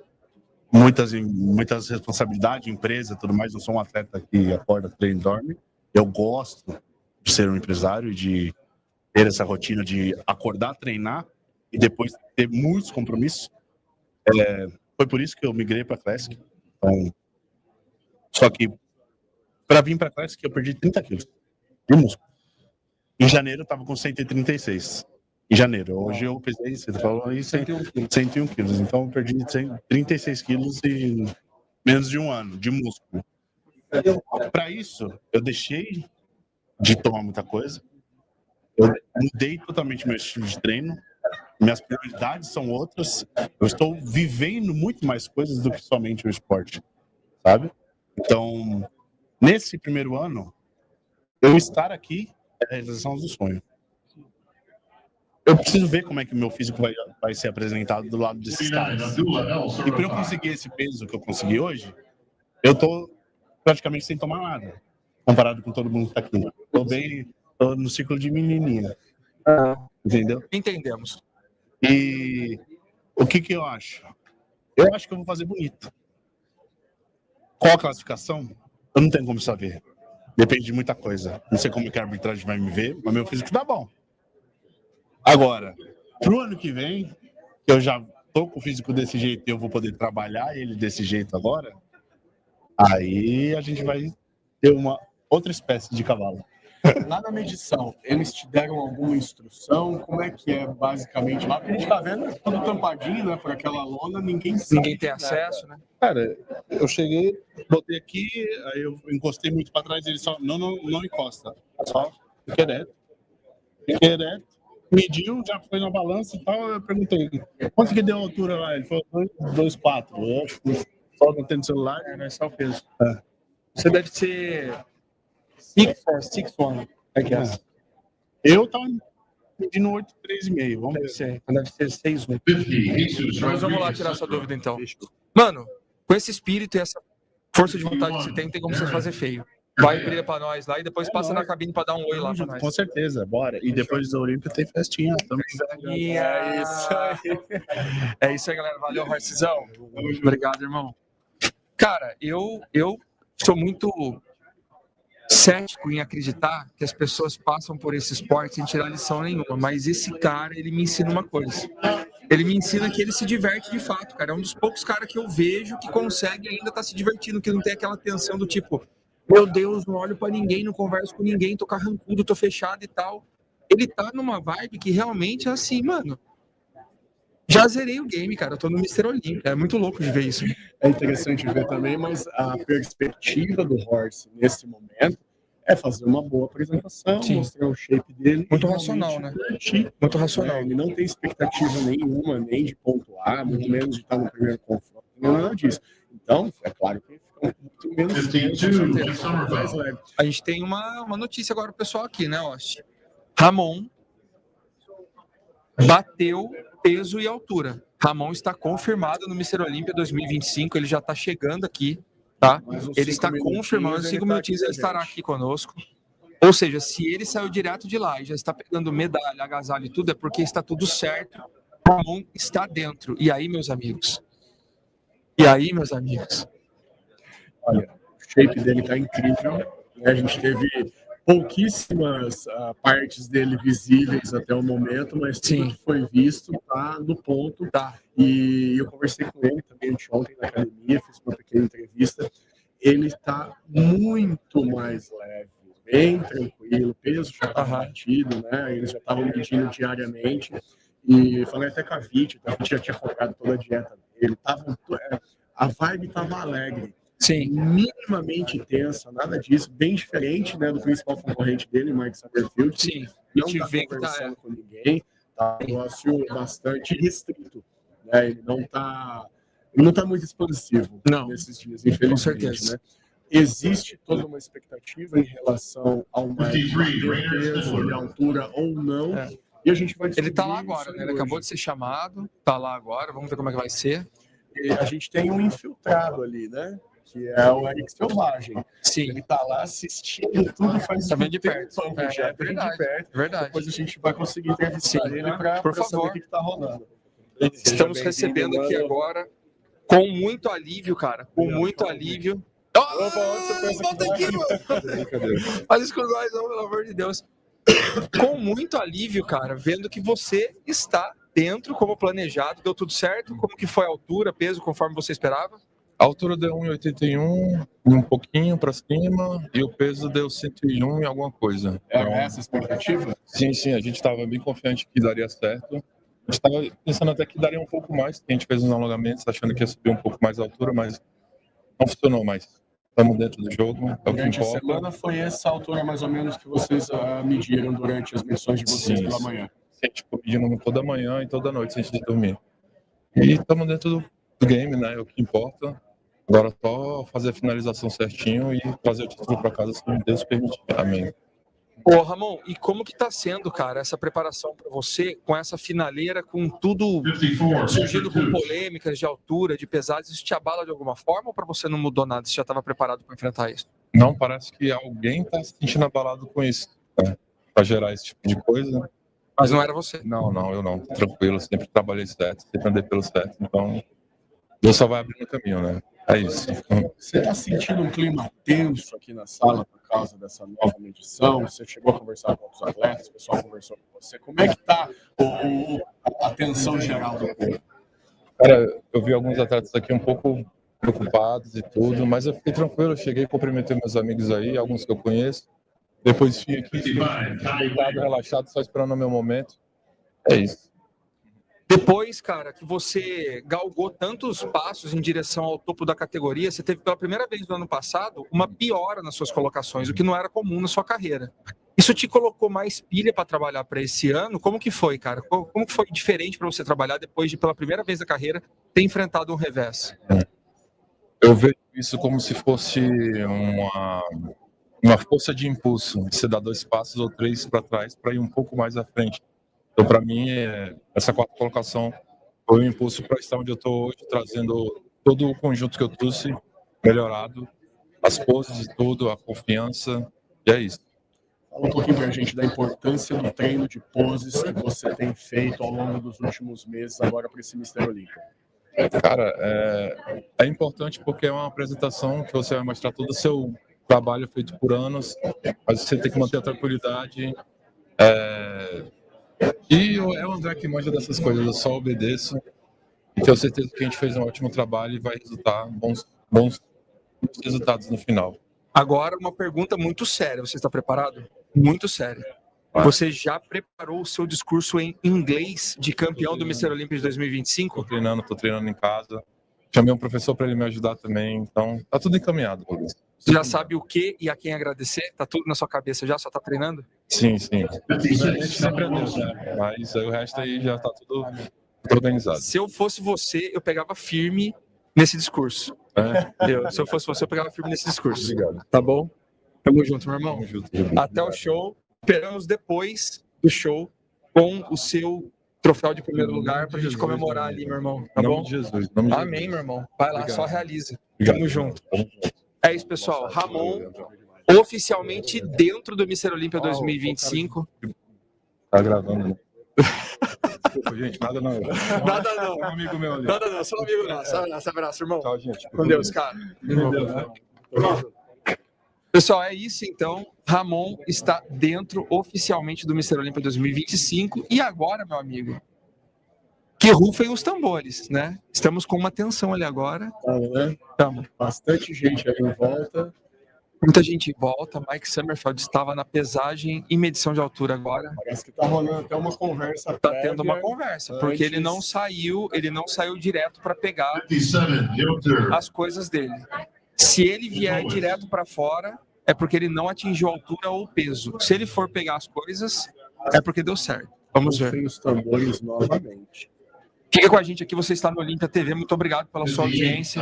Espalhe esse link para todos os seus amigos que estão assistindo, a gente está tentando trazer a melhor cobertura aqui desse evento para você.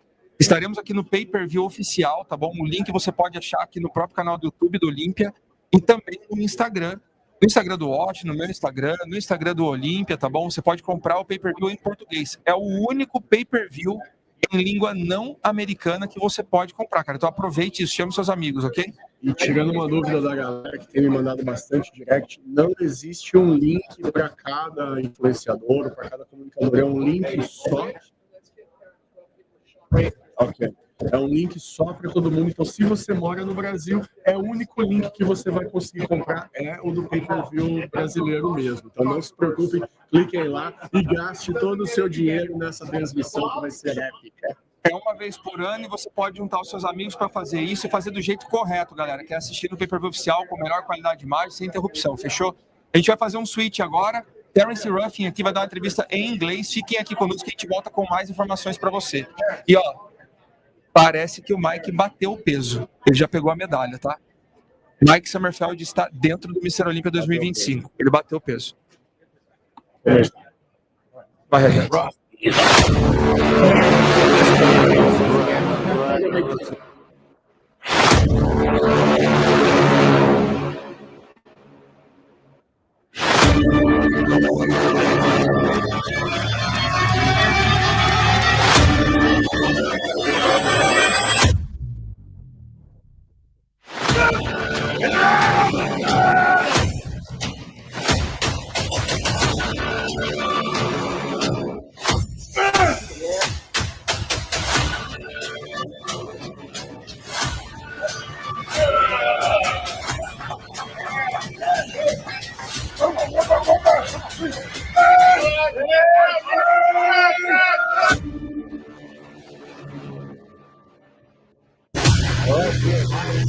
Athletes registration, joining the classic physique.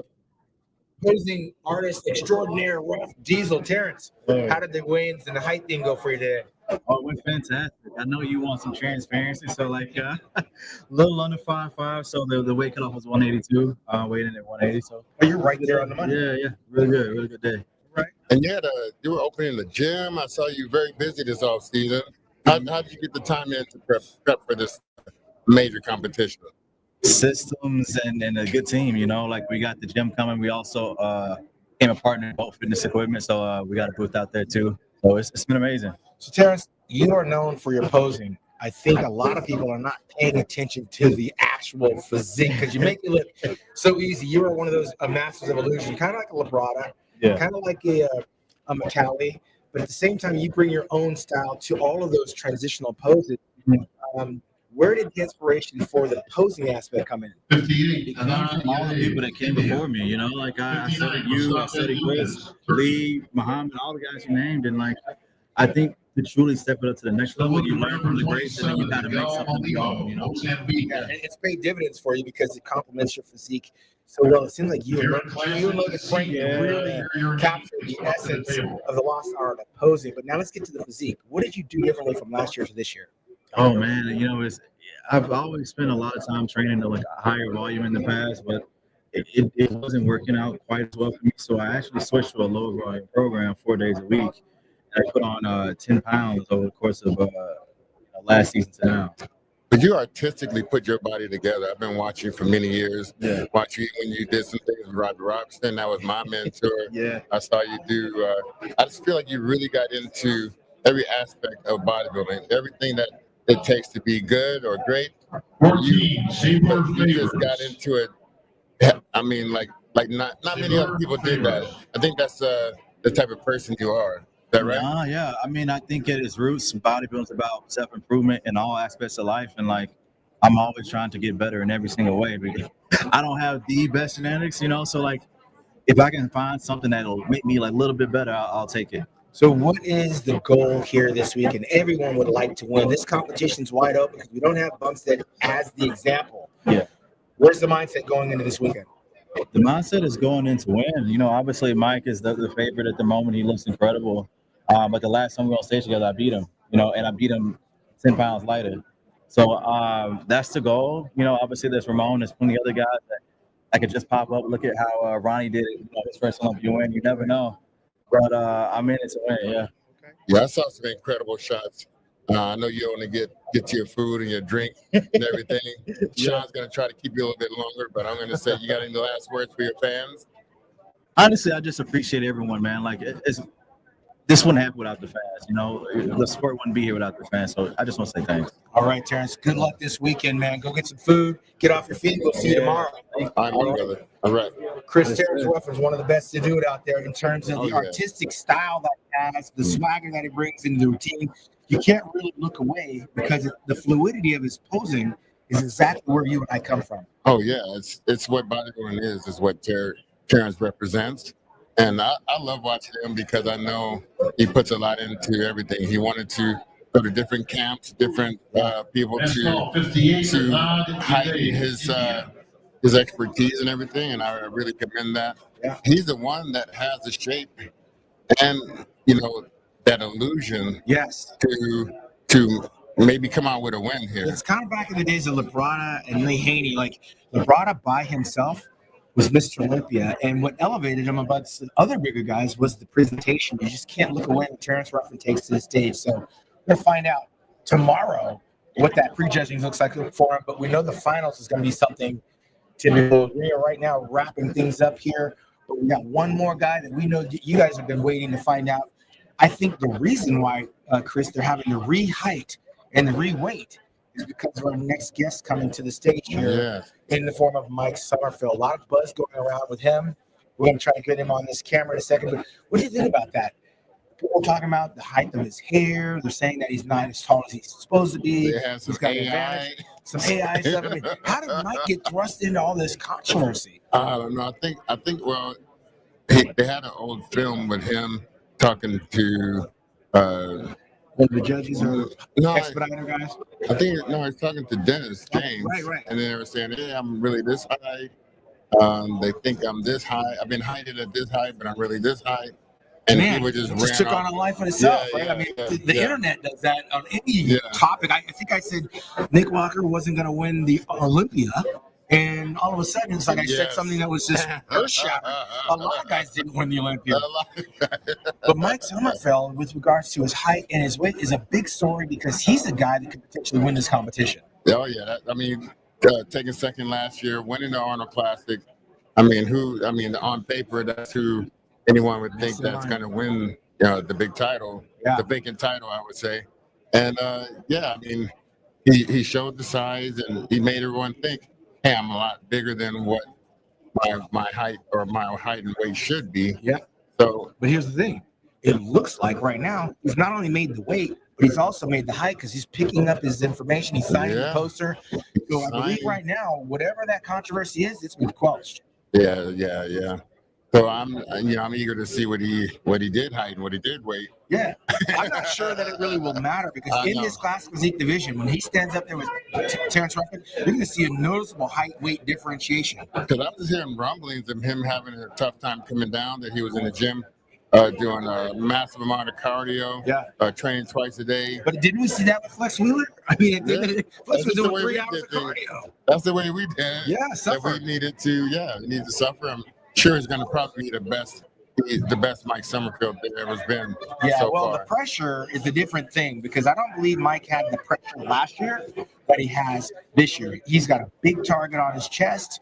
I'm not so sure how much he played into watching what was happening on Instagram and how these storylines were affecting his mentally. That could throw you off your game.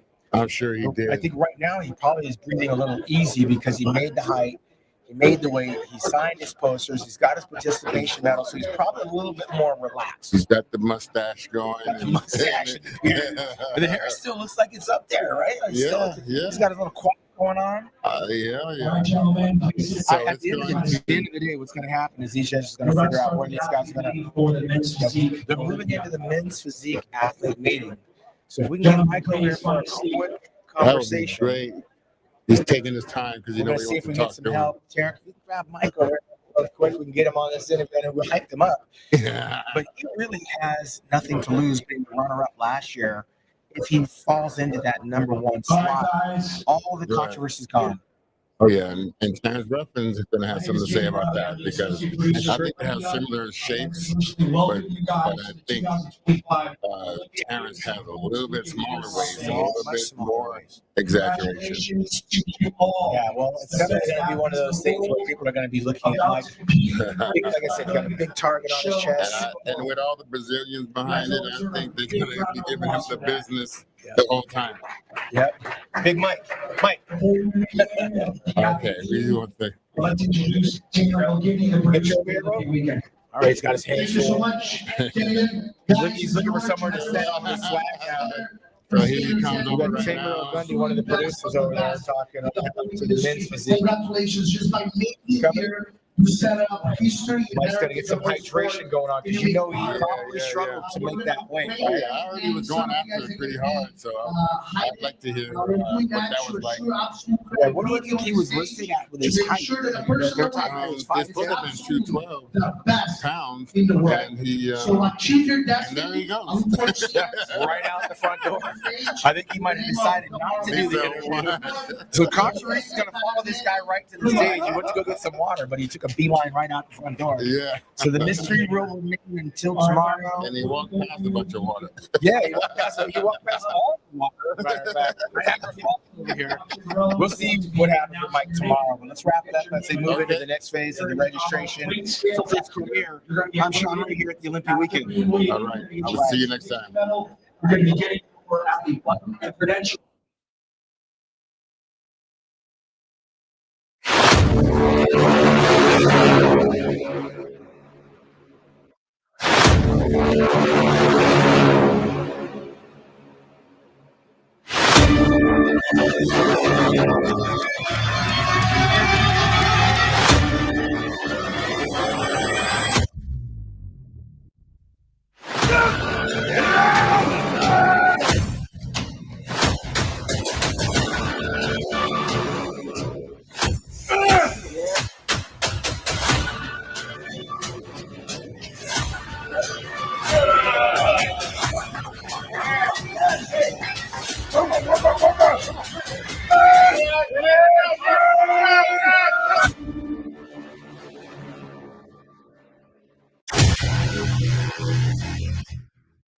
After today's meeting, we have our Olympia press conference. The athletes that have been invited to the press conference got emails about that. The Olympia press conference is at the complex, the big white tent that has a pop-up chair in front. Everyone in the back talking, can you guys please keep it down? We're at the press conference at noon. Anyone invited to the press conference, please be there at 11:30. After the press conference, for those who have been invited, everyone needs to be at the Meet the Olympians event at the complex, the big white tent, tonight at 7 o'clock. 7 o'clock. Everyone has a table. Yes. Yep. Everyone has a table with a number. Our staff will be there to assist you guys to find your table. That is your guys' ability to meet all of the VIPs and fans, which you guys are their heroes. You guys can bring all the merchandise that you guys would like to sell, so that you guys can have a great fan experience with your fans. Tomorrow is the Olympia Expo. At the Expo, we have our prejudging. That is located at the Las Vegas Convention Center, South Halls. We have 2 complimentary shuttles that are at 7:45 a.m. and 8 a.m. dedicated just to athletes and officials. You guys can take those shuttles over to the convention center. After that, every 30 minutes, the shuttles will be going all the way until 5 p.m. tonight. You guys can utilize those complimentary shuttles to make your way over there. After that, we have our Olympia finals at the Resorts World Theater tomorrow, Friday night at 6 p.m. We have athlete reps for you guys that will be communicating all of the details throughout the weekend with you guys. So if you guys have any questions, feel free to reach out to your athlete rep, ask them any questions or any concerns you might have. After Friday night, we have our Saturday morning expo, our Saturday expo at the Las Vegas Convention Center. Judging starts for both Friday and Saturday at the expo at 9:30 a.m. After prejudging at the expo, we have our Olympia finals on Saturday night at 7 p.m. at the Resorts World Theater. Both Friday and Saturday night finals are at the Resorts World Theater. The way you get there from here is you would go out of these doors, make a left, go all the way down past the Globe, make a left again, walk through the casino. Once you get to Doghouse, behind Doghouse is the Doghouse Bar. That's where the theater is. After that, on Sunday, we have our champion seminar. Oh, actually, after the finals on Saturday, we have our Rose Rooftop after party. You guys are invited to that. And on Sunday, we have our champion seminar. Champions from every category are invited and required to be at that champion seminar. That is also at the complex, the big white tent, at 11 a.m. Does anyone have any questions?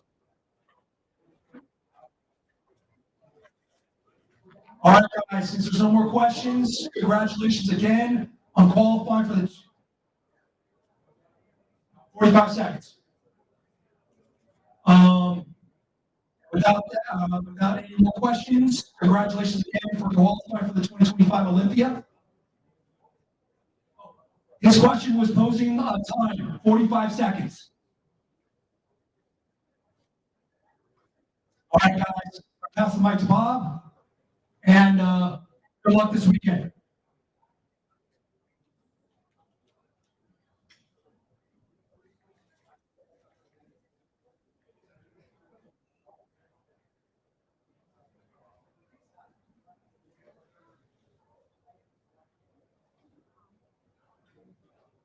All right.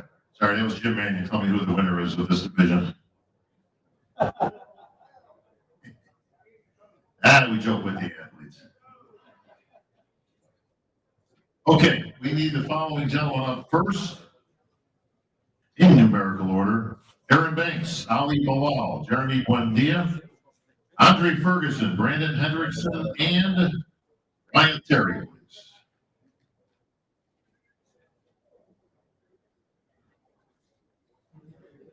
Any order is fine, guys.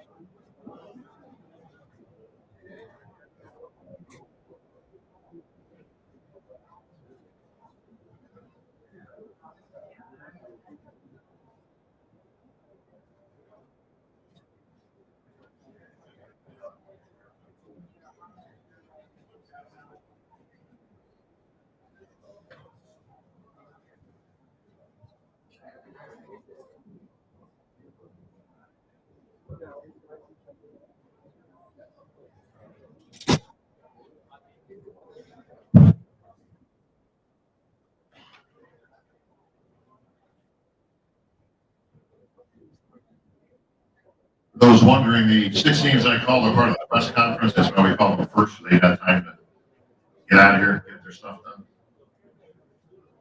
The internet's already a buzz.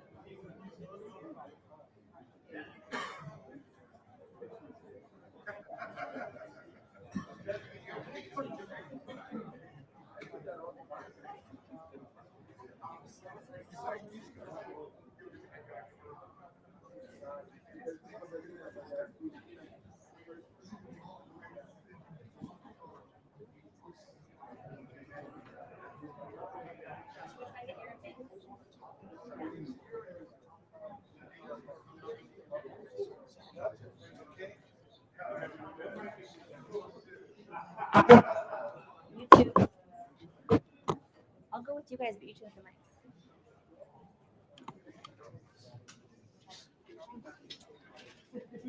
Stand next to you, but I'm gonna give you the mic. Okay. And then you're good at using it. Yeah, moving. Yeah, you're good at that.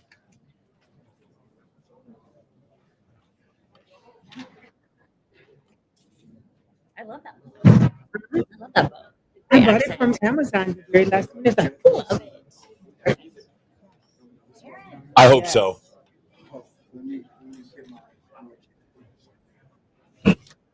Yeah, I love them pants.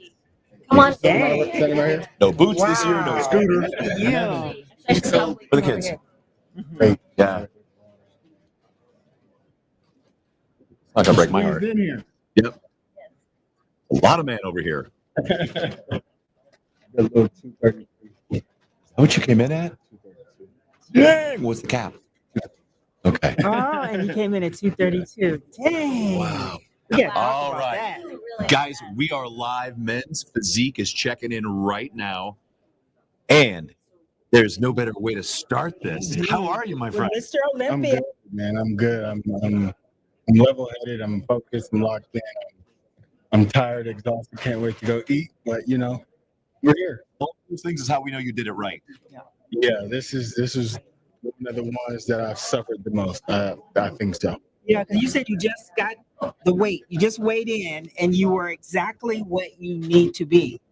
You know, and that's one thing that I've always wanted to do. I've hit the weight cap before, but I wasn't as lean as I am now. So we've added a lot of good muscle, which Tyler, Steve, Bill, Gary, I've seen those guys during the Pittsburgh, the road to the Olympia, the New York Pro, and you know, it's some good feedback. So it's now we got to just make everything translate to the stage, and we'll execute.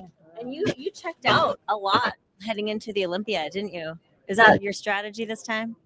You know what? Like my main thing of checking out of social media and just being off of all platforms was just, I mean, I had so much going on. I'm an entrepreneur, father. I just found out my little cousin has leukemia. So, you know, it was just a lot of things going in my mind with stress and kind of bury everything. So, you know, it was just the right move to just get off of social media and kind of focus on Mr. Olympia. Well, you got food to get to, but I want to just go ahead and say, not only is it always great to have you on that stage because you push everybody harder, but there in the last few years has not been a better ambassador to driving the sport for athletes, promoters, fans. You've just done a bang-up job. Yeah, he has that structure. He has that body. Really, that when we think about men's physique, I mean, that's what I know as a promoter. We want the people, the NPC, the athletes. They want to look like you, you know. And sometimes it's so it's hard to have that conversation, but that's really a fact. You just look like you're an athlete. I'm sure you get that when you're walking around on the street. They say that. That's one thing that people do say is, you don't look like a bodybuilder. You look like a basketball player, football player. So I appreciate that. And just, you know, with being an ambassador for the sport, I know you ladies and Tim, you guys do a phenomenal job at the Mr. Olympia TV. And the main thing coming into this industry was to be one of the best ambassadors for this division. You know, my first words that came out of my mouth to Tyler and Jim at my first, I think it was the road to the Arnold or something like that, was literally, I don't care about the titles. I want to be the best ambassador. So we had a little pitfall and some things, some bumps in the road, but at the end of the day, we all got a journey and we got to go through it. So we'll let you get to it. Appreciate it. Good luck. Get out there and do your Go thing. get it. Thank you. So, what are we gonna do next? All right. There we go. Come on, right in. Let's get in the middle here. Yes. Get in the middle. Right here. Ladies. Thank you. We love So hugs. this year, it's always a special year, but this year we have 4 Mr. Olympias. So it's good to have you as one of them. That's cool. Look, right. I'm gonna keep it short and simple. Yo, this year I'm just a spectator, guys. I'm a fan just like y'all. It's not my best year. This is my 10th show of the year. It's my 10th year. I'm honest. It's my 10th show of the year. I'm mentally and physically drawn, like I'm cooked. So I will be on stage, and I'm like, I compete, right? You still bring it like though, I compete, every right? time. But I'm a fan of this stuff. Like I really do love bodybuilding. Like a lot of people compete, but they don't love bodybuilding. I actually do love bodybuilding. So I'm gonna have a wonderful time watching it on stage, just like you guys. I believe about half of that. You're too hardcore a competitor. I am, but yo, I know my limits. No phones. I know my limits. Shoes and socks off. My body just isn't responding the same way it's not supposed to after 10 shows. No, it's not. Yeah. So Yeah, I did his bio, and believe me, it took more than one page. Here, like a lot of I know guys that I turned pro with that have done 10 shows. I've done 50. You've accomplished more in this Like, sport so- than most people can even imagine. So, like, I mean, is it a championship year every year Yeah. for the Lakers? It's not. No. So that's what I've come to the realization of. But catch me next year, though. Done. Yeah, you guys Catch do me that. next year. But it is so good to have you. Yeah, I do. Yeah, I do. Yeah, every time I get on stage, he's got jokes. Andre Ferguson, true novice. 11, Alessandro. So, So Ali Bilal, I gotta say this. Yes. I gotta say, there are guys that have pushed people, champions, to be better, pushed everyone underneath. Your conditioning pushed other divisions. Yes. You've come in so hard for the last couple of years that Classic had to get tighter. That's something to say. Not just men's physique. Everybody had to come in more conditioned and harder because of what you've done. People pay a lot of money to come see us, so we need to be in shape, right? Yes, yes. And being conditioned just means being in shape. People are off, watery. Yeah. Everyone can get in shape if they do enough cardio, they do their diet. And I work hard. I work hard because I know I made it this far to the Olympia. It's not nothing, right? So I do everything 100%. So when I'm on stage, when I'm backstage, I don't feel like, oh, I wish I would have not skipped that meal. I wish I would have done that extra 5 minutes of cardio. I did everything I could. And everyone can get in condition if they work hard, I think. I'm going to keep it real. I saw him in the lobby last year, and you picked up your shirt. You said, yeah! Look, his words were, look at this shit. You said this is what you want to see the athletes do. You want to see them show. He's the most conditioned guy in men's physique, for sure. And this is going to turn into a big gold medal. Yeah, that's right. That's a promise. Yes. We just had this conversation about him and his ability to turn and be at the front. Didn't you? We just talked about this. What I said was, This is what we just and said about I'm you putting this before out you to walked competitors at every level, from true novice to the top pros.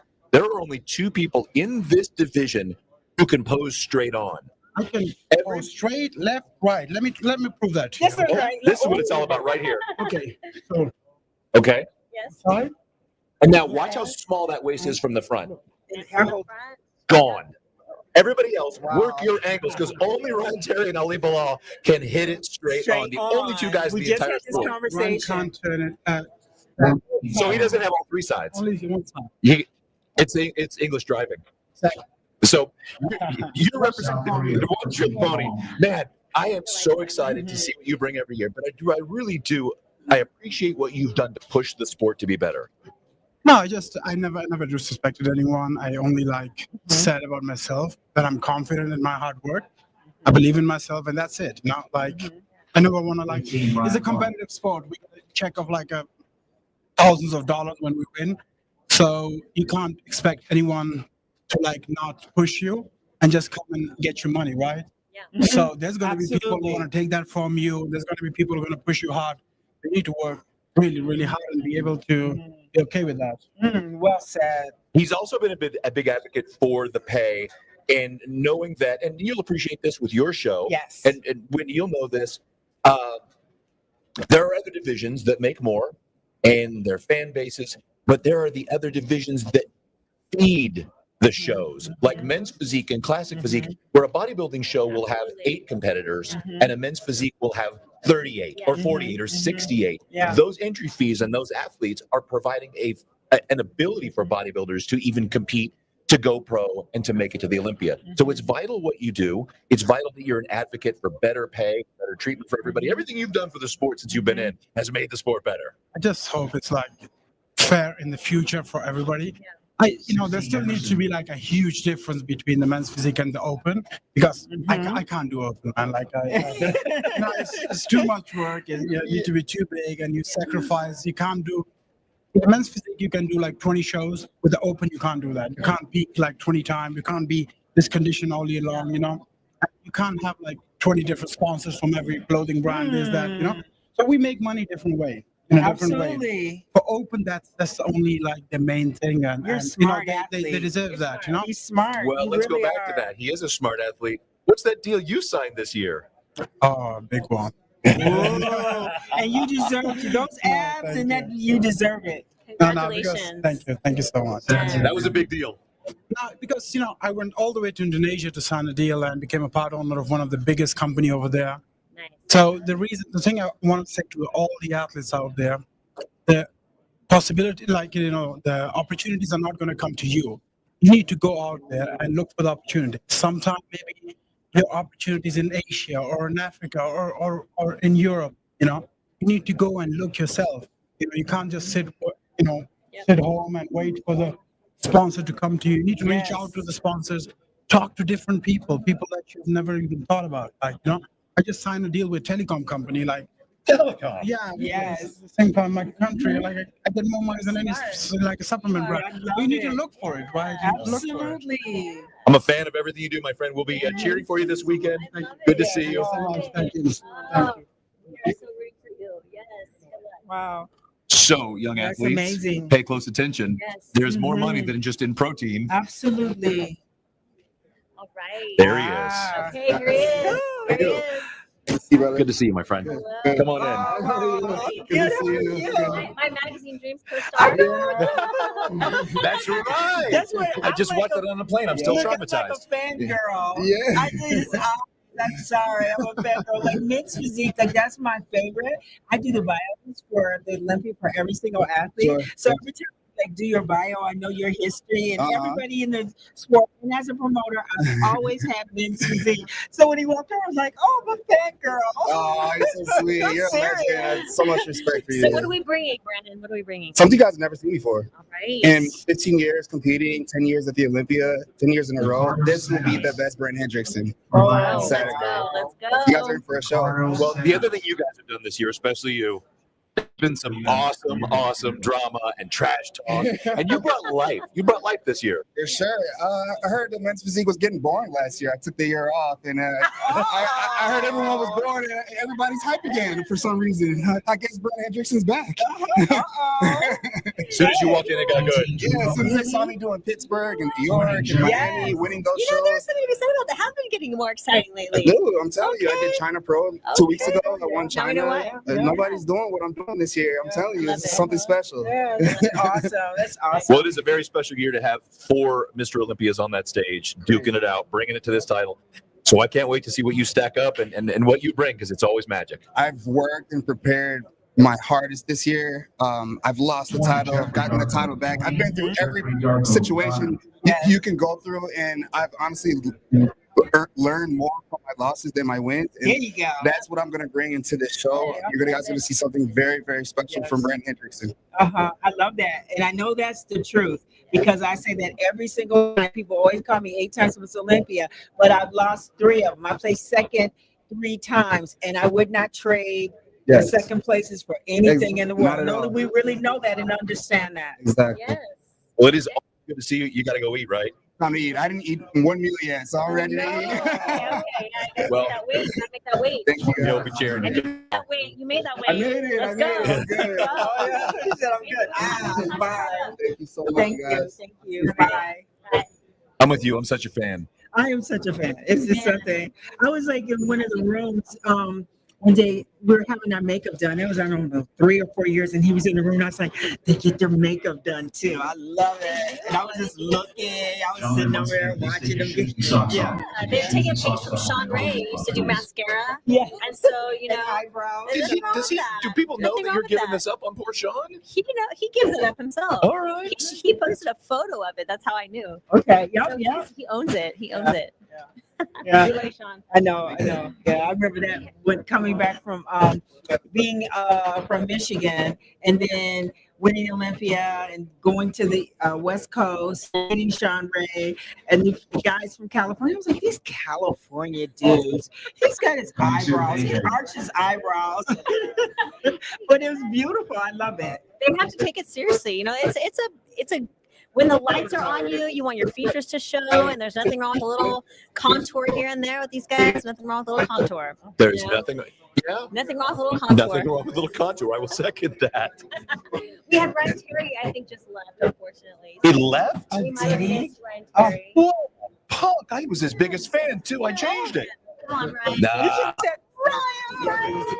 But I he know is. how that is. He was Pressure. hat down. He was trying to lay low. Had the hat Yeah, he sitting is- over in the corner. He's very focused. He's very focused right now. So I gotta give it to him for that. You know, that's the thing. All these athletes, they have their own strategy heading into the show. Some of them, they have to be so in the zone. They don't want to have any talks with anybody. That's what they need to have their peace and their space. And you know, we gotta respect that. So. Well, and with all that quality trash talk that was going on this year among men's physique, Ryan was the one that came right out. He was open and said, "I will let my talking be done on stage." See, that's the thing. He doesn't talk. He just shows up.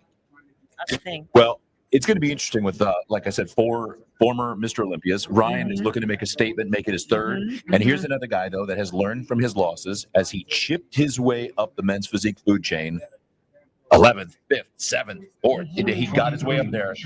He's in no hurry to let that title go. You know what? That's actually exactly what I was thinking. I was thinking, you know, this isn't somebody who won a title right out of the gate. It's somebody who spent so much, blood, sweat, and tears getting to that title, and he's hanging on to that with every ounce of his strength. So that's why he takes the the pregame stuff just, I think, a little bit more seriously than anybody else. He doesn't want to talk to anybody. That makes sense.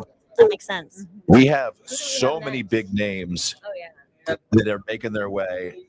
That top I think we 10 had, is going to what, be interesting. 70. Just 68. We have 68 men's physique We pros saw here. Jeremy Buendia. We got Jeremy Buendia, and Yes. one that has been in that top 5 the last few years. People forget Emmanuel Hunter. Emmanuel, yes, Emmanuel's an incredible competitor. He's another one that can do the front on pose. We talk about this. It's hard to come by. It's hard to come There's by. only a couple of guys I think that should ever be front on. Emmanuel has Yeah. a tiny waist. Yeah. Tiny. There's only a few guys that make their waist disappear. Yeah. And like Ali said, there's only one guy that has all 3 angles. Okay. Yeah. Okay, Ali. Yeah, I love it. Who do you think has the best front pose game? Front pose, it's between Ryan and Ali.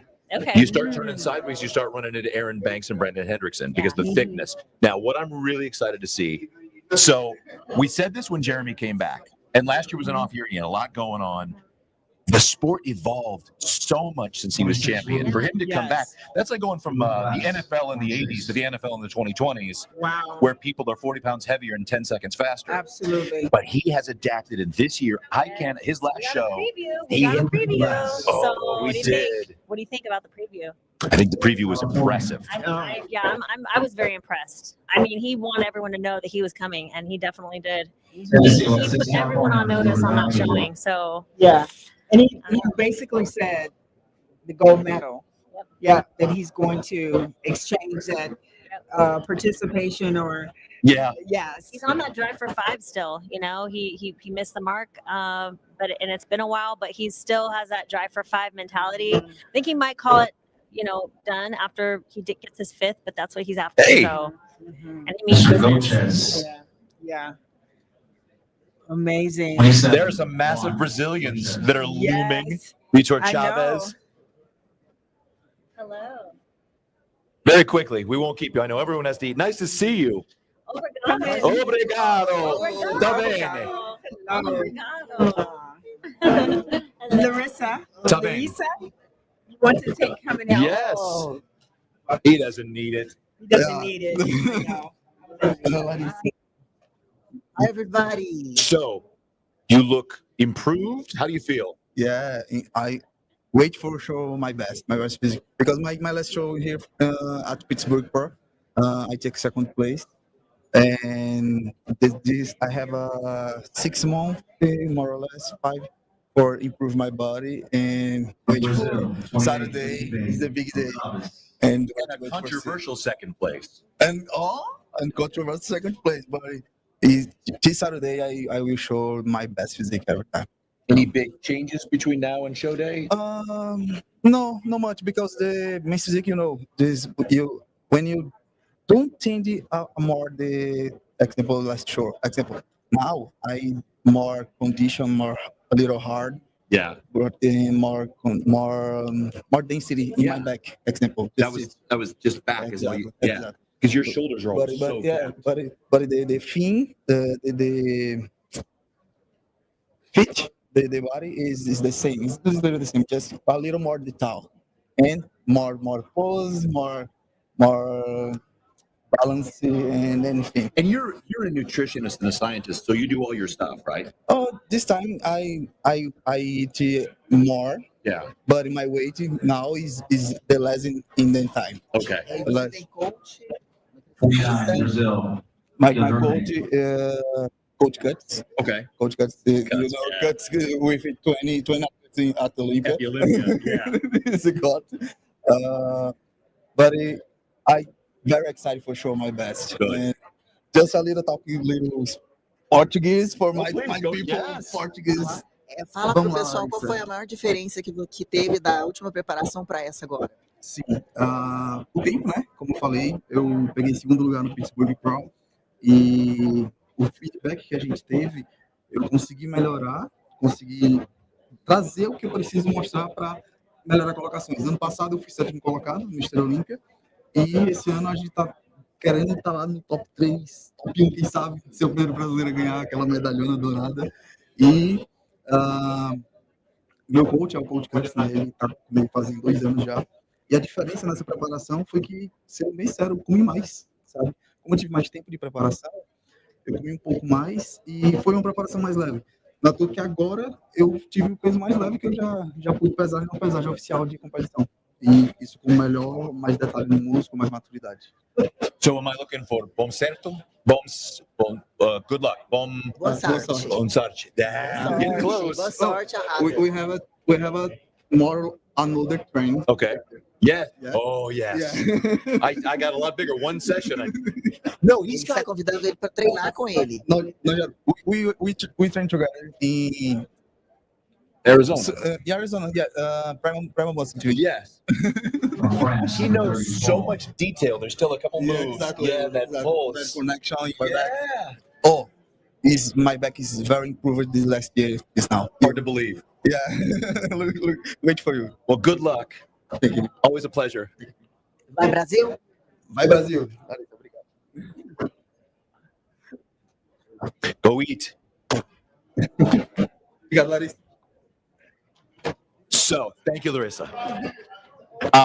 We have a couple more athletes making their way through the weigh-ins and heights, and we're going to see everyone so far has made it across the board. All of Classic made it. The couple of guys that were controversial did not disappoint. They made it. They will be on the biggest stage. We've got a couple guys. We got a couple guys like from China that are absolute shocks. They qualified to be here, and they belong. When they get sized up with everybody else, it's going to be amazing to see where they end up. We're still waiting to see Jeremy Buendia, who was making his way through just a minute ago, as well as I'm trying to think of the other big names. We got some others. Emmanuel Hunter, we cannot leave him off. He's one of those guys that has climbed the ranks.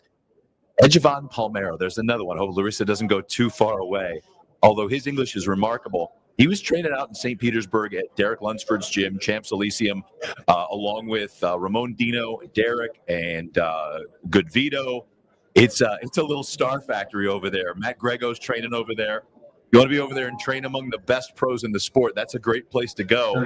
But Estevan Palmero is going to blow some minds. He is massive. He's grainy. He's veiny. He's proportionate. It's going to be interesting to see what he brings to the stage on the biggest night in Physique. And he is not too far away as well. He should be somewhere nearby. We're going to grab him when he comes through, have some questions for him. And we're going to go to break and hopefully bring you some of the other top names when we come back.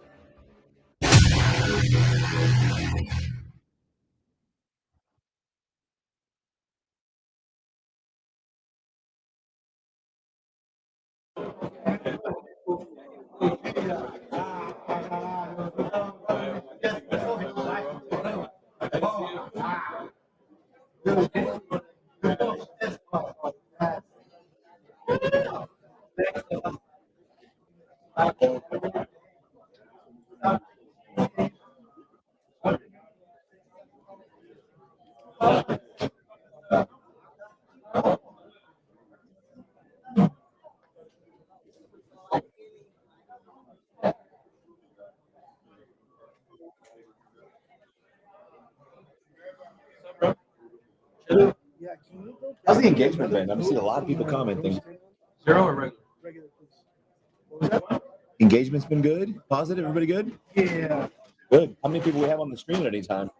Right now we dropped to 4. We dropped to 4. 4,000?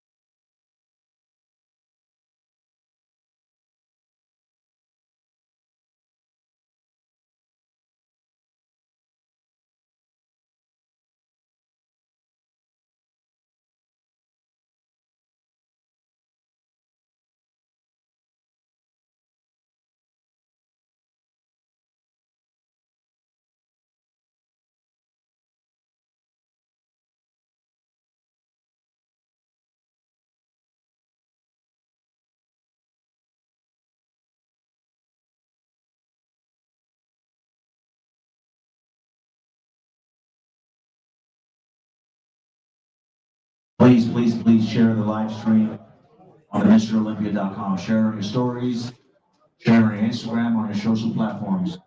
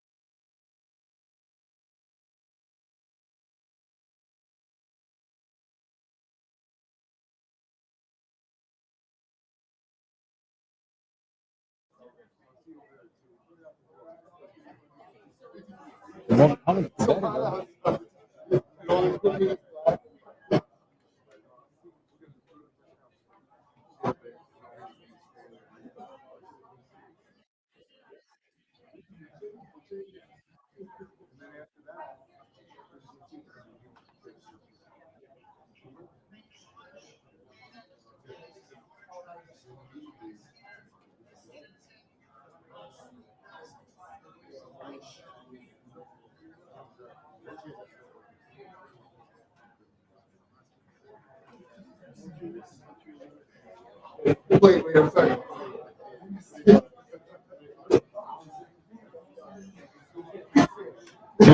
Ghana, Carlos. Carlos, Ghana. 52.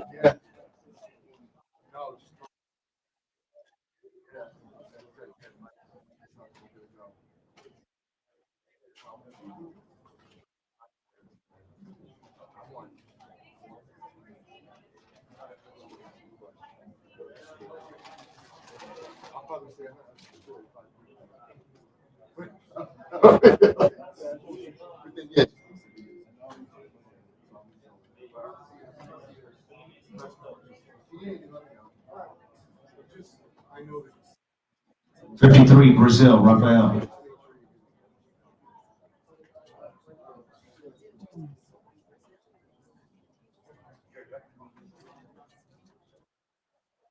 Rafael here.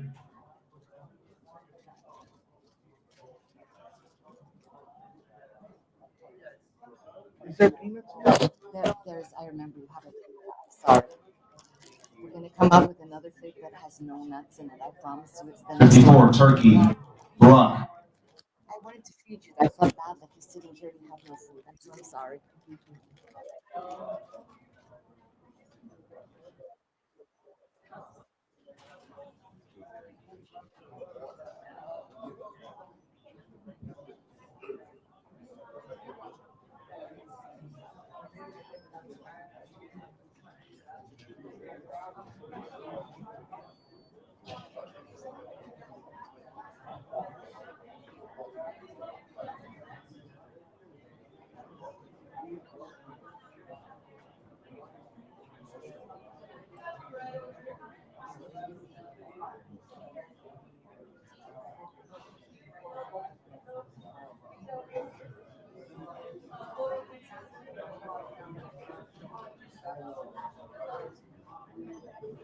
55, Edmund.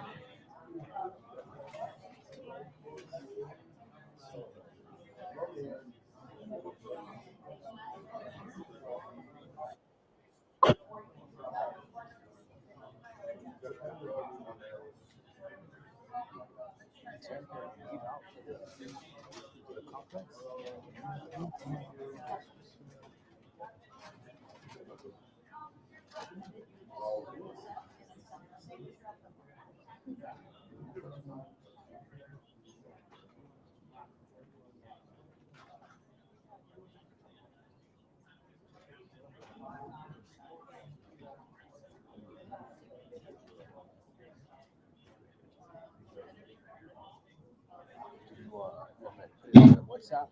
56, Manoj from India.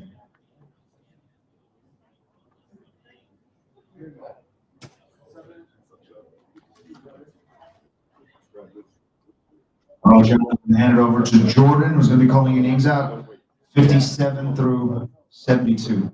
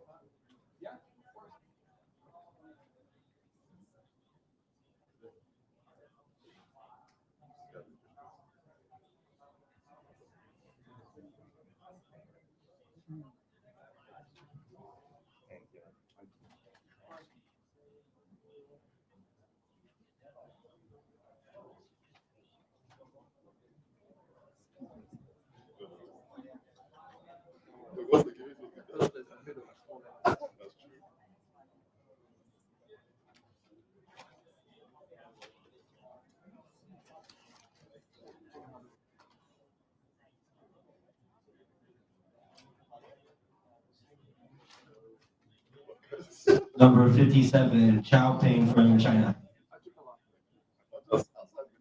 Yeah.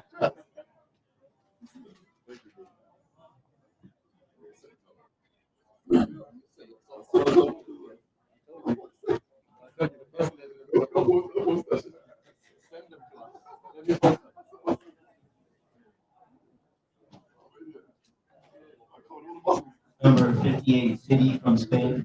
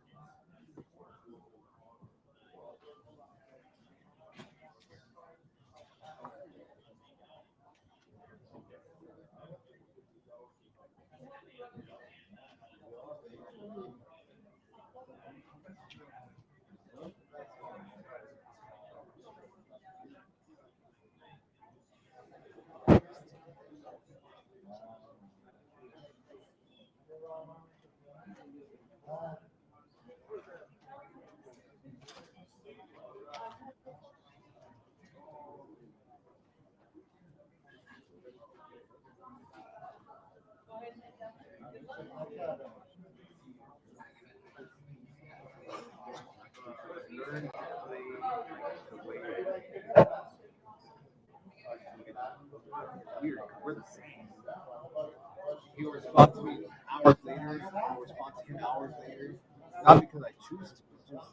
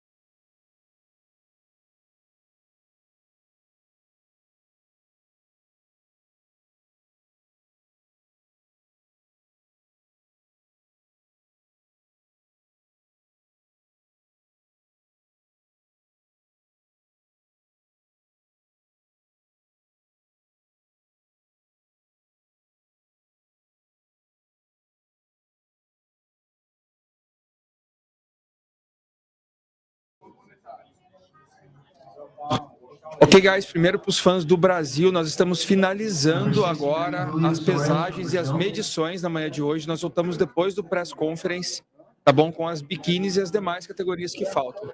Now in English, we finished the meeting right now. We're gonna come back after the press conference with the bikini class and another classes, okay? See you guys there. Take care.